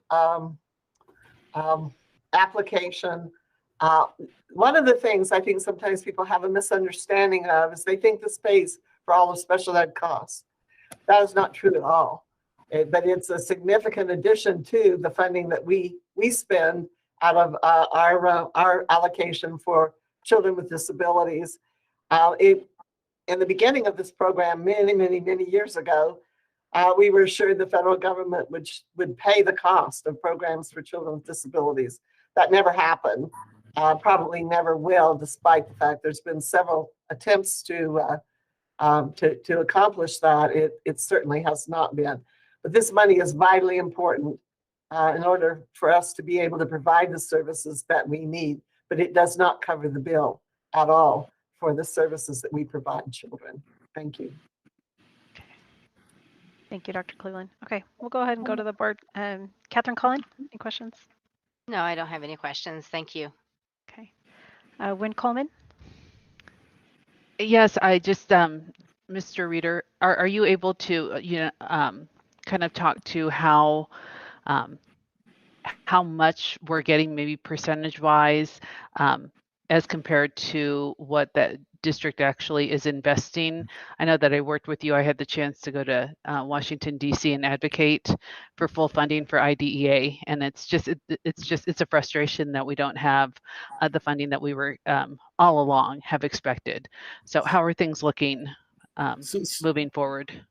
So when we talk about number 3 here, maintenance of effort, our district spends approximately $29 million in operational funds for teachers, education assistants, ancillary providers, to cover the cost of students with disabilities. And right now our population is about 15%, or students with disabilities is about 15% of that population.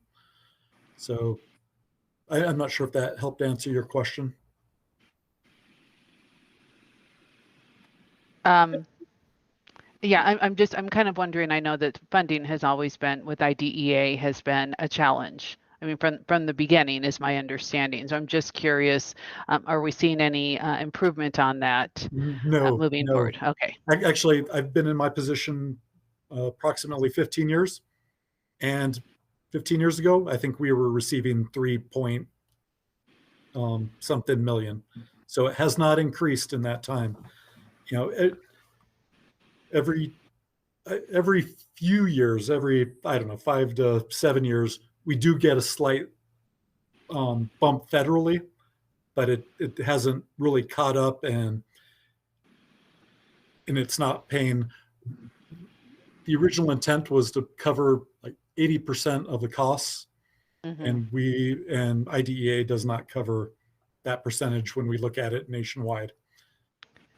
No, and I just want to say that I think it's really important as community members that that our voice is heard about this, and really supporting the funding for this. So I know we're approving this today, but that we need to be a loud voice with funding for IDEA. So thank you. Thank you for putting this all the time into getting this set for us. Could I add one other thing to that as well? And that is, not only has the funding not gone up, but as the board is very much aware, the severity of student need has dramatically increased over the last several years. So we're seeing more and more children with more severe needs. And it's becoming increasingly difficult to be able to provide everything we would like to provide for children who are at the highest need when the actual revenue has not gone up. We are supposed to have a state catastrophic fund to help with some of those situations, but so far we've not been very successful in getting any state help to meet with those additional costs. So, and some are extremely high. My last comment is that we have been blessed. Every child is precious, and we're glad for every child who comes to us. Many families with children with severe disabilities choose this district because of the quality of programs that we offer in special services and at our school sites. So we have seen over the years some years more than a slight, increase in the number of people coming into the district. A little bit higher percentage of those come with children with disabilities seeking services for their children. So, and I think that's true being part of the metro area. Certainly rural areas may struggle to be able to provide some of those needs. So we often see families moving to more urban areas to get the specialized help they need, or help, for example, at Terry Tingley. And but we also see just families who choose it because they think that we do a good job. So I just want to commend the staff and special services for the really good job that they do. But I have to tell you, they struggle. Jerry struggles a lot. I see him fairly regularly with some of the needs that it has that we just are not able to provide for at the level we would like to. So I really support what Board Member Coleman is saying. We need to continue to speak very loudly. We would like to see these services paid for so that that we can meet those needs and meet the needs of all of our students. And that's always a challenge, but they do a really good job. Sometimes I know they feel almost like they're the victim of their own success, but that's a really good place to be. And may I also, I'm just curious, you made me think of something, Dr. Cleveland. I'm just wondering if there's a way on the district website that we could do so, and this would maybe be a Beth question, that we could do something that would kind of give our community a way to really know how to advocate for some of these things. So just a suggestion, but I think that it's really important that our legislators are hearing how important this is. So I think we could do that, and our Parent University is also a very good tool for people who might be interested. We could provide a session on Parent University on how to advocate for some of these things. Thank you. All right, thanks. I think we're with Noreen Scott. I just want to say thank you for the time and energy it took to put this together. I've worked on federal applications, so I know it's tremendously challenging. Thank you. And Jeffrey Morgan. Just want to say thanks. Appreciate the hard work. Catherine, I went through. That's right. Okay. Okay. Anything else, Jerry, that you wanted to add before we kind of go into? No, not at this time. Thank you all for your support. Okay. Thank you. Thank you. We appreciate you. So with that, do we have a motion? This is board member. This is board member. I'll second what Catherine's going to say. Okay. Approval of the IDA-B and IDA pre-application. Okay. And then Wynn seconded it. We have a second? Okay. Do you want to give your second? We're good? Okay. I second. Thank you. All right. We have a motion by Board Member Collin and a second by Board Member Coleman. I'm just writing this in my notes at the same time. And Kim, can you take a roll call vote for us? Yes, ma'am. Vice President Morgan. Yes. Secretary Scott. Yes. Board Member Cullen. Yes. Board Member Coleman. Yes. And President Galbraith. Yes. That is 5-0. Thank you. Motion carries. Okay. Now on to Thanks again, Jerry. All right, now on to item D. Consider approval of the Title III grant application. Suzanne Wynn, our Executive Director of Federal Bilingual and Native American Programs, is here to present. Good evening, Madam President Galbraith, members of the board, Dr. Cleveland. I bring to you tonight for your review and consideration our Title III grant application. And as Dr. Cleveland mentioned earlier, though it is much smaller relatively than some other grant applications we apply for, it is very, very important. It is a supplemental funding source to support our English learners. And currently, we have 756 identified English learners who are identified beginning at kindergarten through 12th grade, which is roughly 4.5% of our student population. And we are richly linguistically diverse in our district, with currently 23 different languages represented as self-reported by our families. Our students, our task and challenge is to help our students meet the same challenging state standards as all other students. So in addition to our New Mexico content standards, we support our students in the languages of language arts, math, science, social studies, and social and instructional language through the 4 language domains of listening, speaking, reading, and writing. I think that's all of the information I have to share with you. I am happy to answer any questions you may have. Okay, thank you. Dr. Cleveland, would you like to add? Just, Suzanne, how many languages are represented within the school district? 23 languages. So we have children from a very wide variety of backgrounds. Thank you. That was all I wanted to add. Okay, thank you. Okay, Board Member Coleman. You know, I don't know if this is the appropriate time to ask this, but Suzanne, I'm just curious, within your department, will there ever be an opportunity, is sign language considered bilingual? And would that in any way fall under, or is that under Jerry's department, or? We do have students who are English learners who speak American Sign Language. And we also have students within Special Services Department who have interpreters that support them all day long as well. And we also have American Sign Language as a world language at the high school level. Okay, thank you for the clarification. You're welcome. Okay, thank you. Catherine Cullen? No questions, thank you. Okay, great. Noreen Scott? Yeah, my question is, what are some of the diverse languages? Ones we don't expect. Let's see, we have Tagalog, which is a Filipino language, Russian, many native languages, including Navajo or Diné, Keres Toa Tewa, Zuni, we have Farsi, Romanian, Urdu, Korean, Laotian, Vietnamese, stop me at any time if you wish, Hmong, Chinese, both Mandarin and Cantonese dialects, Arabic, French, Italian, German, Japanese. Yes. Where do these folks come from? Why do they come to our community, their families? How are they coming here? There are a variety of reasons. I would credit Intel to a big portion of these linguistically diverse families coming in. Yeah, primarily Intel, but a variety of reasons.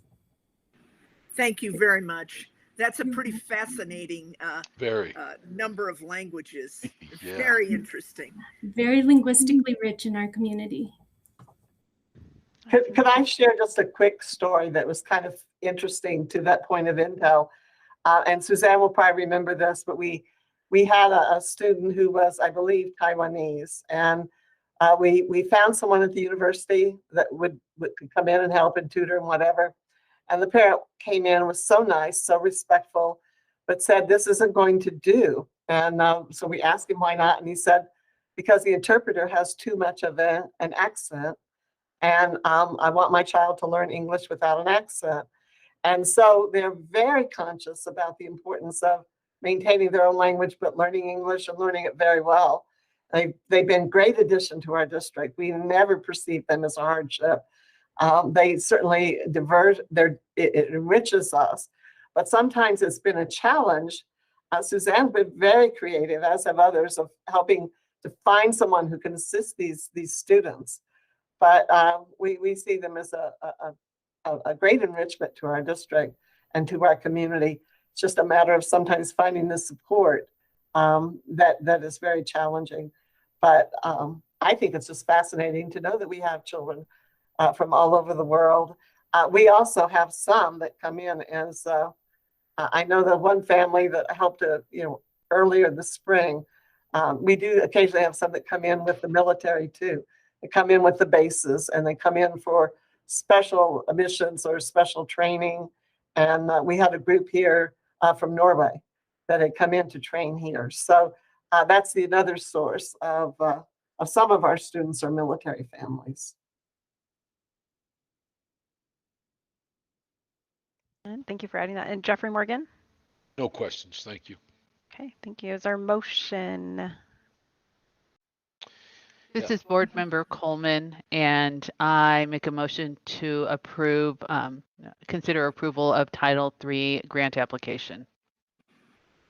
This is Board Member Noreen Scott, and I'll second. Okay.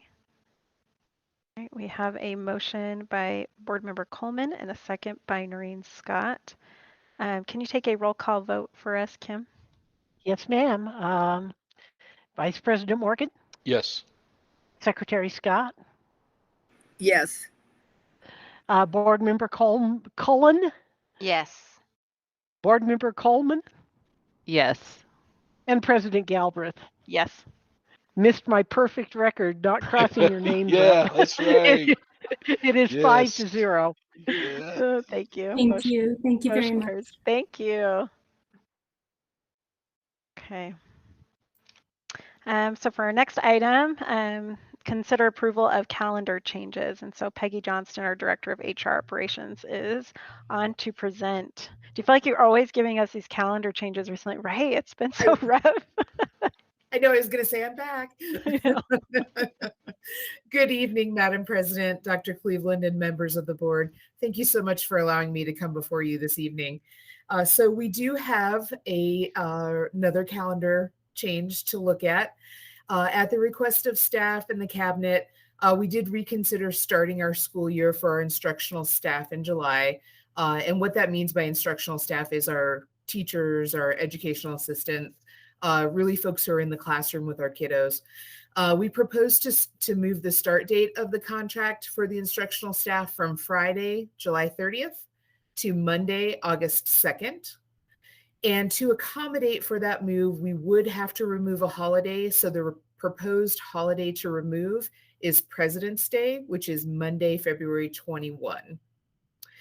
You all have heard from the public comment, so I know we probably don't need to address that too much this evening, but one of the big issues was giving the staff and their families that last holiday or that last weekend, in July. So instead of having to start on Friday the 30th in July, moving the start date to Monday the 2nd of August would allow for one more weekend with families.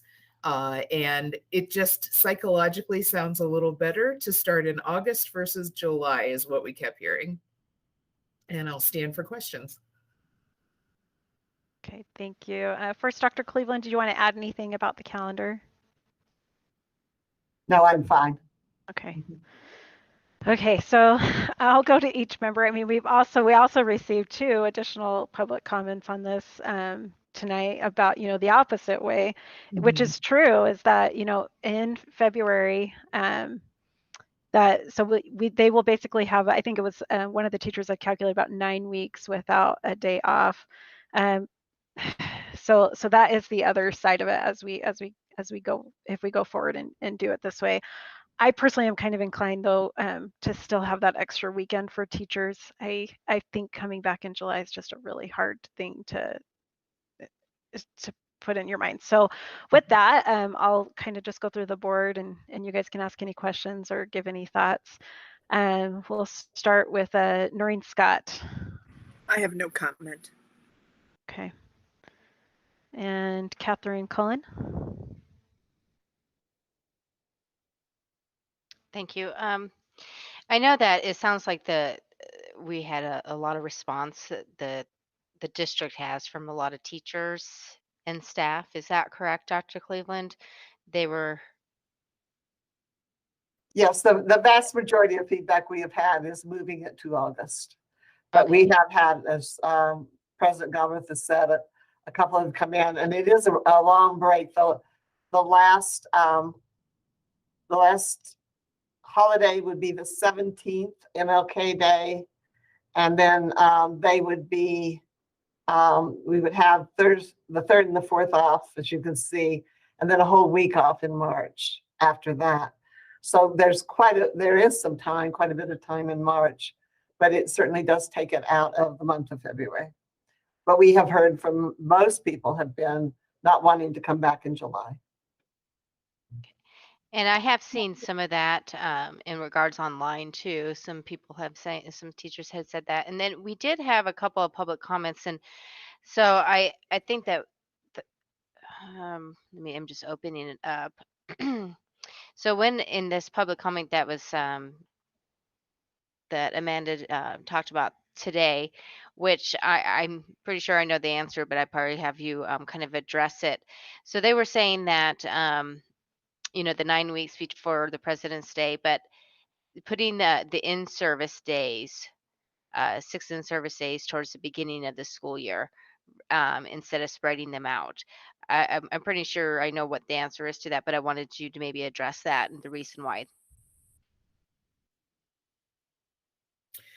Sure. And so we did talk about that on our calendar committee. And I know that Jana and Renee are both probably still on and they can jump on if they want to, but I think I can probably answer that. We just found that spreading it out was beneficial to our instructional staff. It's a little hard to overload them all in the front. And then you don't have those days in your second semester. We especially looked at having the 2 days in the second semester as teachers come back. It kind of gives them a chance to kind of get into the second semester, get in the mode for learning again. And then we find that having our students come back that 3rd day, so the teachers are back for 2 days and the students come back on that 3rd day after the second semester, it's just a better situation for the district. We see less absences for sure that way. But I think it's just, we found that it's probably a better model for professional development. But if anyone else would like to speak to that, I'd be happy to have them do that. Hi, Peggy. I think it was board member Cole, and I apologize. The other reason why we spread them out throughout the year is that's when the data comes in, student data comes in from NWEA, those 3 times a year assessments that we're able to sit down and look at and really dig into. We have a lot of data in our district, and sometimes it's hard for us to sit down and let teachers process and make instructional decisions. So we've broken that up. And then when we were getting information back from this data assessment, that was also around that time. Thank you. I don't have the other thing I would add, just as a point of comment, from the 17th to the 3rd of March, unless I'm counting it wrong, is 6 weeks, not 9. So I just wanted to be sure that that was clear. It's not 9 weeks. Yeah, I think the 3rd of March is the school conferences. So yeah, I was looking at those two as I was looking through. Yeah. I guess it would be more for the secondary. Yeah, that's true. It is. That's elementary. My apologies, but it's okay. correct for secondary. Well, I mean, it does help a lot of those students to have, it's not everyone, but yeah, okay. Thank you. It's a stretch. The only other option, if we go the other way, is to pull it later into June, and people didn't like that either. So I think it's, I think from what we heard, start a little later and still get out on time. And I was just going to say, because we've gone through this so many times this year of changing it. I mean, at some point, something's got to stick because we didn't want to go into June, so we bumped that. And I've seen a lot of comments from teachers in reference to the August. So, I think just by what I've heard, what the district has heard, I'm in favor of going ahead and moving that. Thank you. Yeah. Thank you, Catherine. And hopefully the last time. Yeah. Oh, don't say that. Yeah. uh, Jeffrey No, Morgan, you no have anything? questions, no comments. Thank you. Okay. And Wynn Coleman. The question that I had is, and I don't know if I posed this, but has there been, and why is it, for example, like we're not taking it off of winter break? With that being so long, I'm just curious. No, I'm not. Oh my gosh, I'm gonna ask and I get my question answered. So You know, when no one else can hear Catherine, so except for us here in the I board. can hear her, and I have these on. So I just wanted to just understand when we have that extended amount of time and we're wanting to do it in the second half of the year, and people are concerned about the length of time for between breaks in February, why we're not looking at like just one day earlier back. I just can't remember. I think it's the 2 weeks has been just the, and it's not a great answer, but I respond, it's just the way it's always been done. And so I think that you could certainly look at that as one area. But again, remember, we went through a pretty lengthy process, getting feedback from every school and from the staff. And this was what they proposed, minus this one day. So it could be. There's no reason why it couldn't be. But that's just not what the members of the committee who represented their schools, they wanted the 2 weeks that we've had. There's one other thing too, and Peggy, if you wouldn't mind, just briefly, teachers also have personal days, which they can take, and many do during the year. And so if this is just getting too long and too difficult, they do have the option of using their personal days during that time. So there is a way to have a break if you save those and want to use those for that purpose. We give a little bit of a financial incentive not to use them, but it's not a lot. So Peggy, was there anything you would add to that? Yeah, I think that's a great point, Dr. Cleveland. And in fact, we do have an incentive also that if in the previous year, if you didn't take more than 3 sick days, you actually get some sick days back as personal days. So people could definitely use their personal days if they wanted to in next year's calendar. The other idea that was kind of bounced around a little bit was adding one more day in May. The unfortunate thing is that puts us as coming back on the 31st, which is the day after Memorial Day. And that was pretty quickly nixed because we just don't think we would have any attendance. We don't think we would have anyone here for that, if that was our final day of school. Yeah. Okay. And I Thank agree you. with that. Yeah, and I do too. I do too. I probably wouldn't send my kids. I probably shouldn't say that on YouTube. I'm getting eyed. Let's see, Noreen Scott. I see your hand's raised. Yeah, I'd like to call the question. What? Sorry. I'd like us to call the question. In other words, okay. Vote. All right. I will entertain a motion, Secretary Scott. I move that we accept the proposed calendar as proposed. This is Board Member Jeff Morgan, a second. Okay, we have a motion by Noreen Scott, a second by Jeffrey Morgan. Kim, can you take a roll call vote for us? Yes, I can. Vice President Morgan. Yes. Secretary Scott. Yes. Board Member Cullen. Yes. Board Member Coleman. Yes. And President Galbraith. Yes. Okay, that is 5-0. Thank you. And all I want to say about is taking a day from the winter break. We'd be back here in another 2 weeks after everybody wrote us. So just FYI. I know. And it's actually a really similar kind of thing where they get that whole weekend, So yeah, I agree. Okay, so let's move on. So item F, to consider approval of contract extension with Balzano Government Relations. We have Beth Pendergrass, our Chief Communication Strategy and Engagement Officer, and also Chris Balzano of Balzano Government Relations here to present. Is Chris actually on? I didn't see him earlier. No, just me. Okay, I was like, I usually try to say hi to him. Okay, go ahead, Beth. Good evening, President Galbraith, members of the board, and Dr. Cleveland. I am here to discuss the Bolzano Government Relations contract. As you know, the contract allows for 3 one-year options to extend the original agreement. So last year we did the first year option. This would be our second year to extend that contract. I did provide the original contract in your packet in addition to the amendment. And so we are here this evening, or I am here this evening, to respectfully request that the board agree to extend the contract for an additional year. Okay. All right, thank you, Beth. Any questions from the board on the, go ahead, Catherine Cullen, you have anything? Okay, okay.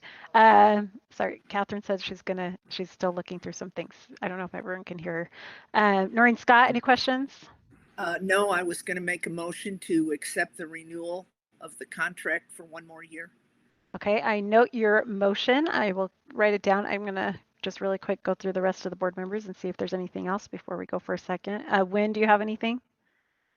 No questions. I do have a comment, though, that I'd like to just kind of express. I know that this has been something that's been a discussion when this comes up for probably just as many years as I've been a board member.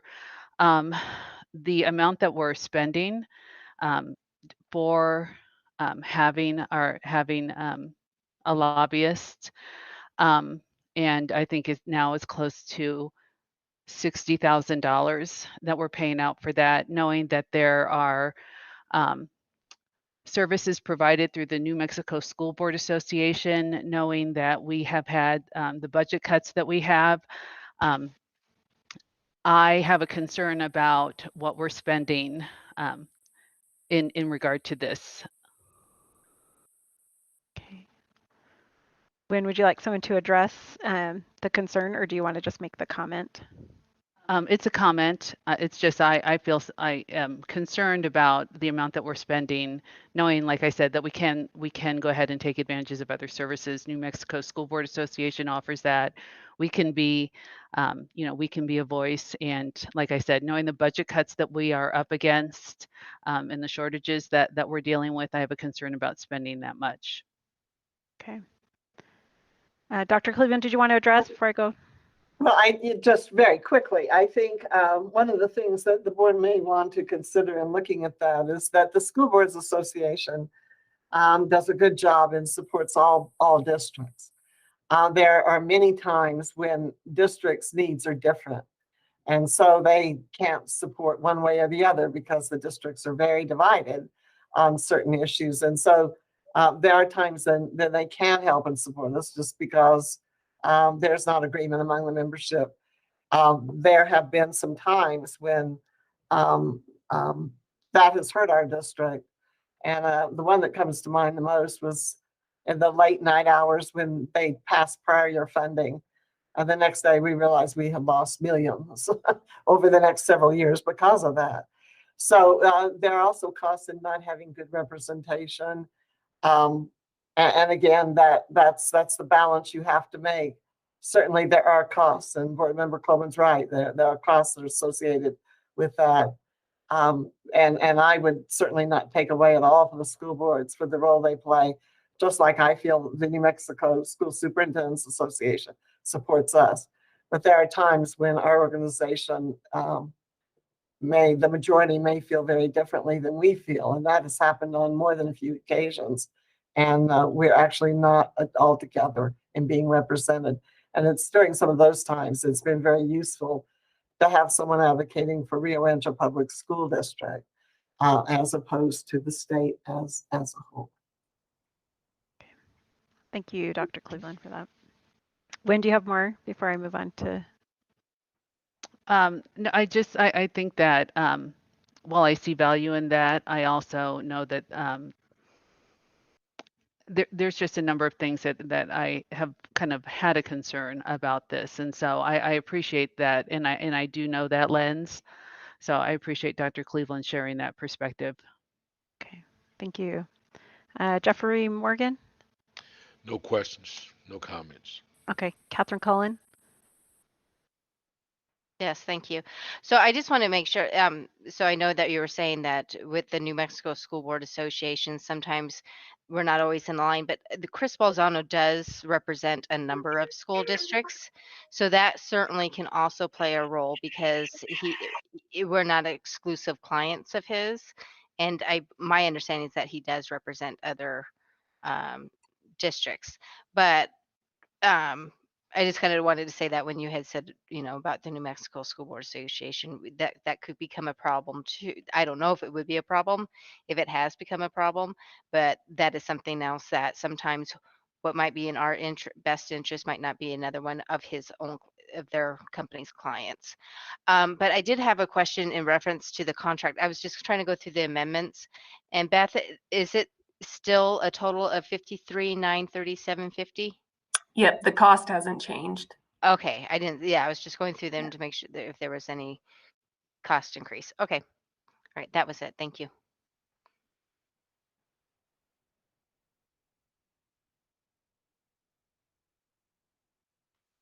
Okay, sorry, I was muted. So we have a motion by Secretary Scott. Is there a second to Secretary Scott's motion? This is Board Member Jeff Morgan. I second. Okay, so we have a motion by Secretary Scott and a second by Vice President Morgan. And really quick, Dr. Cleveland, do you recommend approval of this? I recommend approval. Okay, thank you, Dr. Cleveland. Kim, can you take a roll call vote for us? Yes, I can. Vice President Morgan. Yes. Secretary Scott. Yes. Board Member Cullen. Yes. Board Member Coleman. No. President Galbraith. Yes. Okay, votes 4-1. 4-1, and the motion carries. Okay. Thank you. Can I add one other thing too? I want to just thank our delegation. They do an excellent job representing us, and they try very hard to do that. And so, and we hope that our efforts in terms of our lobbyists and the district itself, we support that because they have a lot of different hats to wear, a lot of people asking them for help. And sometimes they're really in need of information on a very short time frame, and being able to get that and deliver that to them is helpful to them, I think, sometimes in doing their jobs. But I just kind of wanted to add that they certainly represent us and represent us very well. Thank you, Dr. Cleveland. Okay. All right. We will now move on to our last item, which is to consider approval of award ITB 2021-016-FAC roofing contractor on demand. We have Michael Madrid, our purchasing director, and also Melanie Archerbeck, our executive director of facilities, here to present. Good evening, Board President Galbraith, members of the board, Superintendent Dr. Cleveland. As mentioned, this procurement is for a roofing contractor on demand.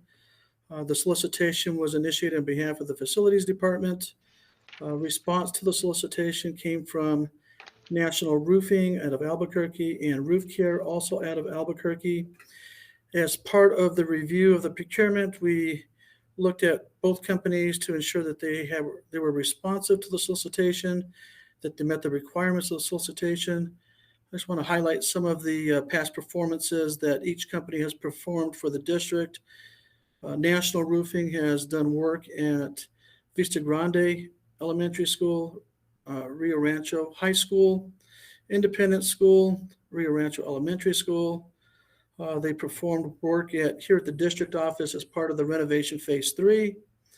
They performed work at Enchanted Hills Elementary as part of the mechanical upgrades. They were subcontracted for the roofing repairs. Colinas del Norte Elementary School also for the mechanical upgrades as part of a subcontractor. Lincoln Middle School as part of the HVAC replacements, and VSU Cleveland High School. Roof Care, they performed work at the baseball field house at Rio Rancho High School. They've done work at Colinas del Norte, Lincoln Middle School, Shining Stars, MLK, Eagle Ridge. They currently hold a CES price agreement for on-call roofing, and they are also the current on-call contractor for Bernalillo Public Schools. Recommendation for this afternoon is for a multiple award for both vendors. We want to make sure that the district has sufficient resources available to meet the needs of the district. Plus, it gives us an opportunity to vet pricing against each of the companies. The ITB did allow for multiple awards based on the best interests of the district. Some of the services that the contractors will perform are maintenance, repairs. They'll also be performing various roof inspections, letting the district know as to what condition the roofs are and what preventive measures the district should be considering as far as those repairs so the expense doesn't escalate down the road.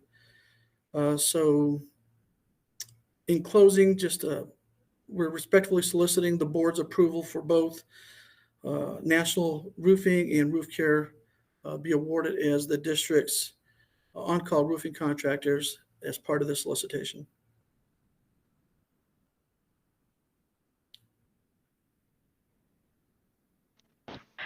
Thank you, Mr. Madrid. Appreciate it. Now that I'm not on mute. Board, if you have questions, will you please just use your raise hand icon if you have a question for Mr. Madrid? Okay. Is there? This is Catherine board Cullen. member. Go ahead, Catherine. Okay, this is board member Catherine Cullen. Making a motion to approve the ITB 2021-016 FAC roofing contractors and award a multiple award to National Roofing Roof Care. I don't think you're on mute. You're not on mute. Gesundheit. All right. Did we get that? Did we yeah. all get that motion Sorry, over, Jeff? Yes. I was going to make the motion, so I'm sorry. So That's okay. So we have a motion by This is- Catherine Cullen. Go ahead. And board member Coleman, I second. Okay, and a second by board member Coleman. Kim, can you take a roll call vote for us? I think so. Vice President Morgan, yes. Secretary Scott, Yes. Board Member Cullen, Yes. Board Member Coleman, Yes. and President Galbraith. Yes. It's been a long night. That's 5-0.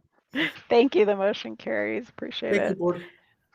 Thank you. Thank you for everyone who's presented tonight and everyone who's been with us. And we've had so many wonderful commendations tonight too, and we appreciate everyone. Really quick on our advanced planning, we have Thursday, June 17th, 4:30. There will be an audit committee meeting. It will start and open and go to an executive session. Monday, June 21st will be an executive session. Really quick on that, do we want to come in, board? I know that you're pretty much done. I know that Vice President Morgan will not be able to be in for that, but the rest of us can meet in person, or we can do that virtually. Okay. Okay. You guys can all decide that. Okay, I'm good with in person. Whatever. Okay. All right, we'll go ahead. In person. Okay, we'll plan for that one for in person, and Jeff will come in through virtual. Then Thursday, June 24th, and there's also an executive session. Monday, June 28th, will be the Finance Committee meeting. Also on Monday, June 28th, will be the regular board meeting. July 12th will be another regular board meeting, and Thursday, July 15th, will be an audit committee meeting, also open and an executive session. And so with that tonight, And then we also have, I just wanted to point out, we have Yes, leadership please. conference Okay, yes. coming up July 8th through the 10th 8th through the 10th. Yep, there's leadership conference. If you have not through talked, NMSBA. yeah, if you have not talked to Kim about that, please do so for the NMSBA leadership conference up in Taos. Okay, and with that, our meeting tonight is adjourned. Thank you all so much for being with us tonight. Thank you.